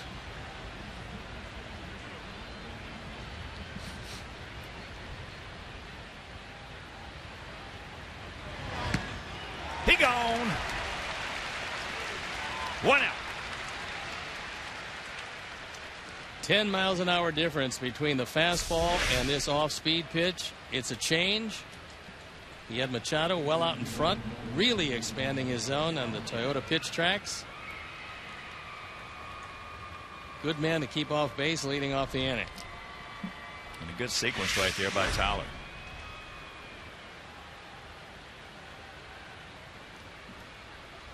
Hard, and then,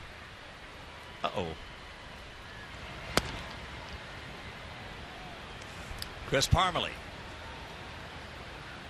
hitting at .264, 4 homers, and 6 knocked in. There's a strike to even the count.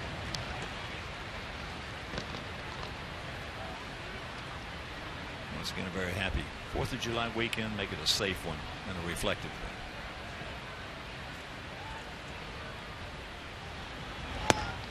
There's another strike. Pay homage to all our servicemen and women around the world and those who have paid and made the sacrifice.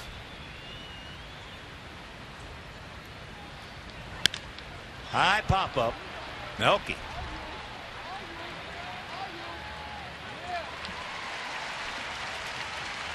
Two down, and here's the man. Adam Jones. Melky with a little grin on his face. He sort of staggered around a little bit on that one. Also just might have thought for an instant that it was the third. But he's looking up in the sky. You're right, Melky. It is dark.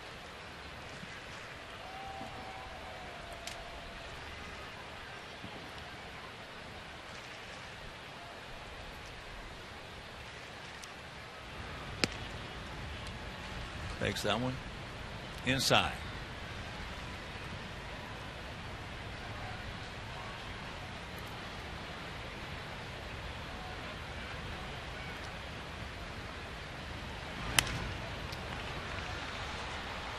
That one at 96. I think if Adam is swinging the bat real well, which he's not at this point, he hits that one. That was down the middle. But if he swung the bat real well, you could have put that one on the board. Unfortunately for him, fortunately for Jake, Adam's just not swinging it these days.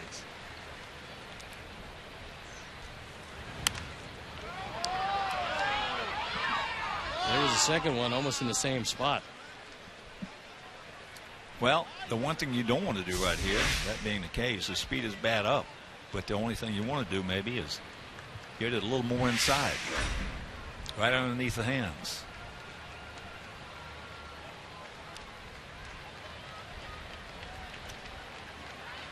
Or hard high, slow low. They're going to go hard. That one at 95. Well, knowing Jones doesn't walk, and he's walked 15 times in 267 at bats, be a nice time for a slider low and away out of the zone. You probably get him expanding that zone. One thing you don't have to do with Adam Jones is get him out in the strike zone. Outfield straight up, spread out. There's a chopper. Alexi. Yes. Nice inning for the Jake Meister. 1, 2, 3. We'll go to the bottom of the 8th. We need some insurance.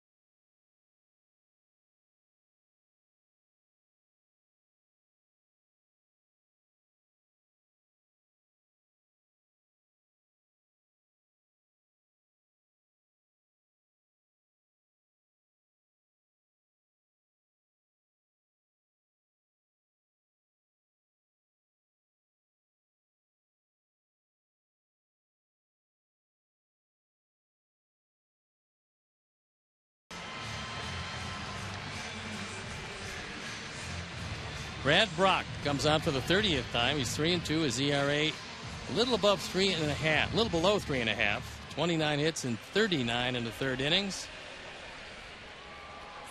Steve Pearce moves out to left field, clearing the way at first base for Chris Parmelee. And it'll be Abreu, Cabrera, and LaRoche.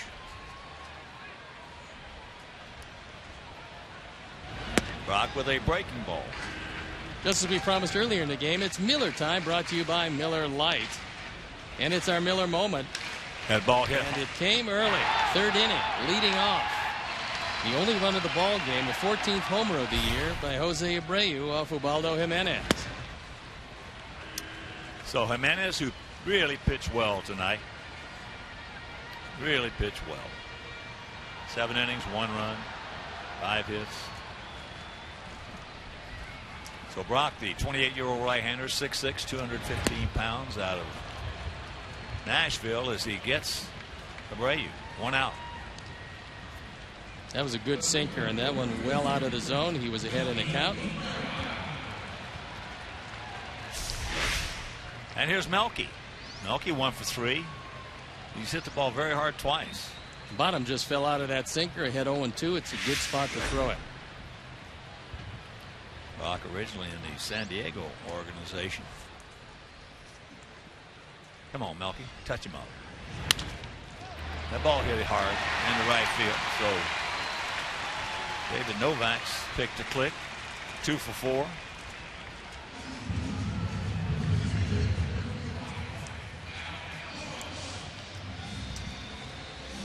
And that'll bring up Adam, who has walked and twice has grounded out. Once to second, once to short.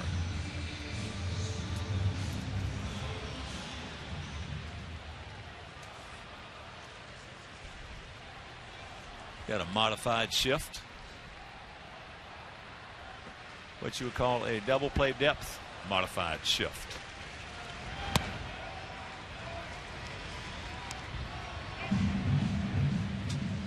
Want to know the count.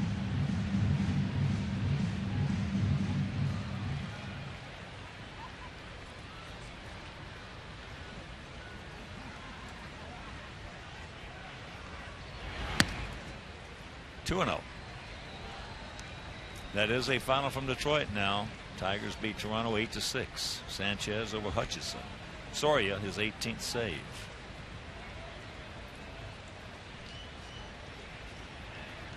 Still delayed in Pittsburgh, where Cleveland leads the Pirates 3-2.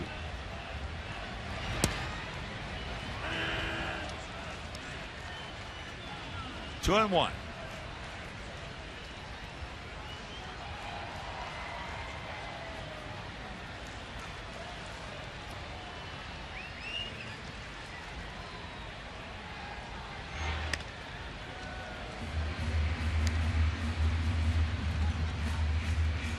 Now feel straight up, spread out a little bit, about equidistant. A lot of room on that left side with Machado well over towards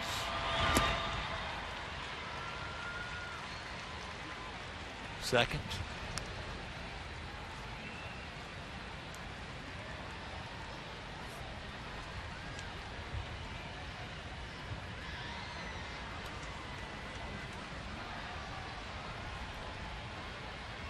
Right here, Adam. 3 and 1.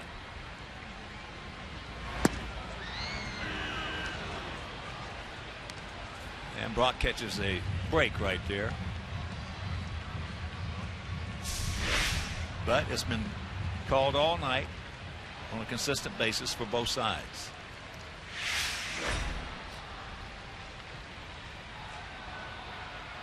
There he goes. A rocket caught, and they're going to double him up. That is a hang whiffle right there. Meanwhile, we'll go to the 9th. Wieters, Davis, and Hardy.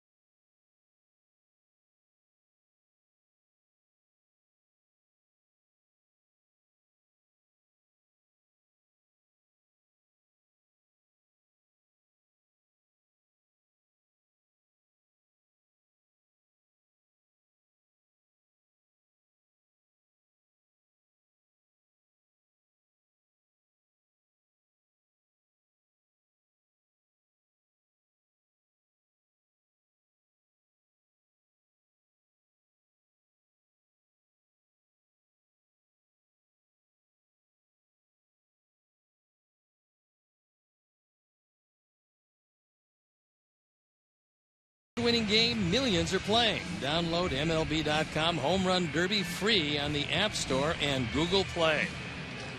And we've got a new pitcher coming into this one, and it is David Robertson. David coming down to lock it down. On for the 32nd time, looking for his 17th save, and this is his 21st opportunity. 45 strikeouts, just 7 walks, and 32 1/3. And he's got to go right through the middle of the order for these Orioles. Danks and Petrichka have handled them exceptionally well through 8.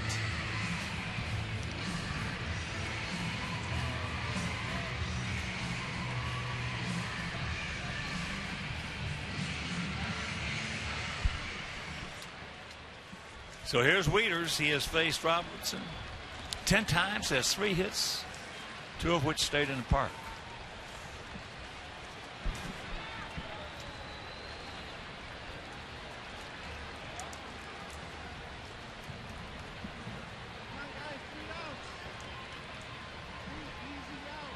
Wieters 0 for 3 tonight.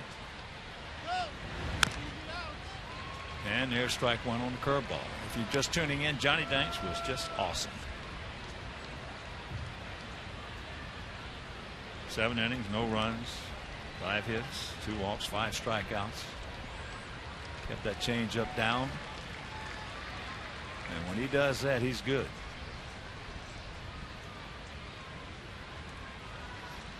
What I was impressed with from John was he used his curveball a lot more tonight than he's been using it. He got it over. He also used it as a wipeout pitch. Well, that was the best we've seen his curveball this year. Yes, sir.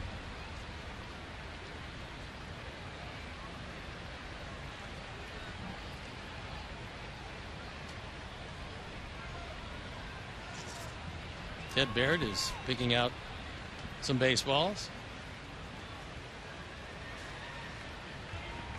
Maybe not exactly to his liking. Haven't seen this. I haven't either. Ted doesn't have to throw him.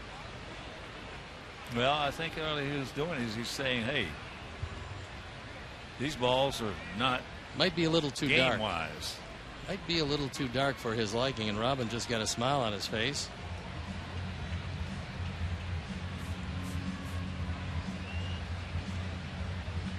You don't think some of the air's been let out of him, do you?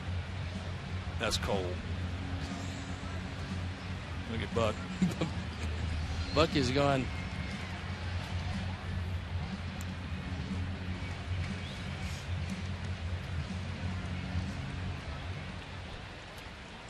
Now, that's the first time I've seen an umpire check the balls to see if they're game worthy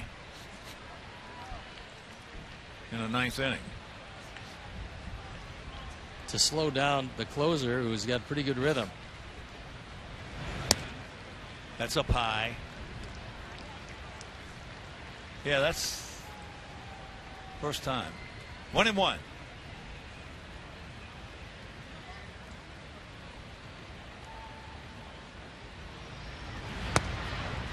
Now it's 1-2.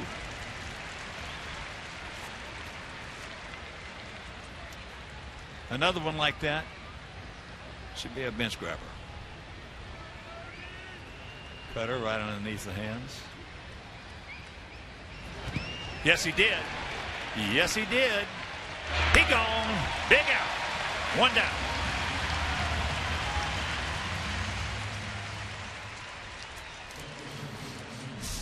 That curveball was the same curveball that David threw early in the season, one that broke late, broke sharply, and that one, ahead of Wieters, broke out of the zone. Hard high, slow low, and it was slow low.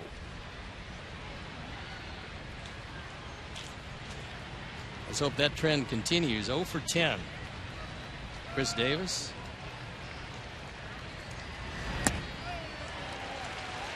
And that's probably why.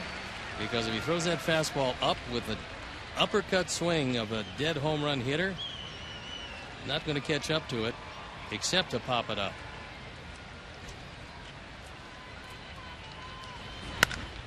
That's hit hard. Meanwhile, it's strike 2. That's a little lower than he would have wanted.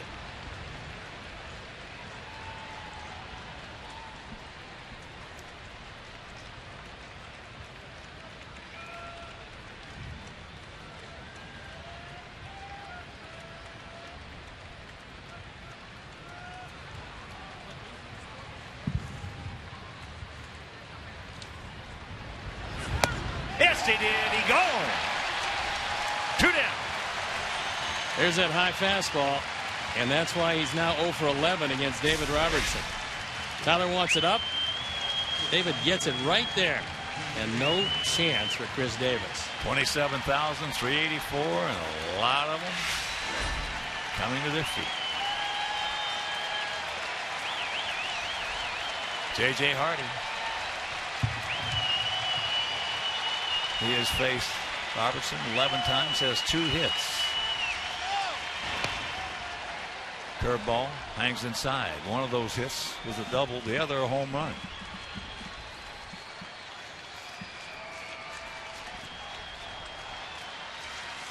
Now field straight up. Count evens at 1.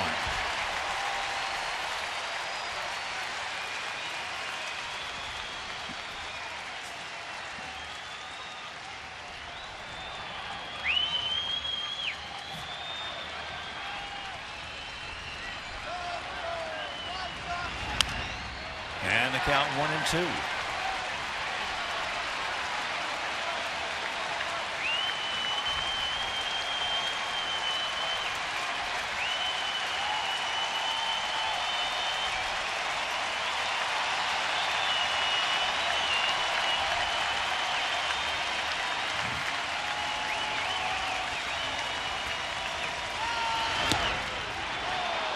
Good pitch. Good bait pitch. Off the plate, he did not bite. Good try by Robertson.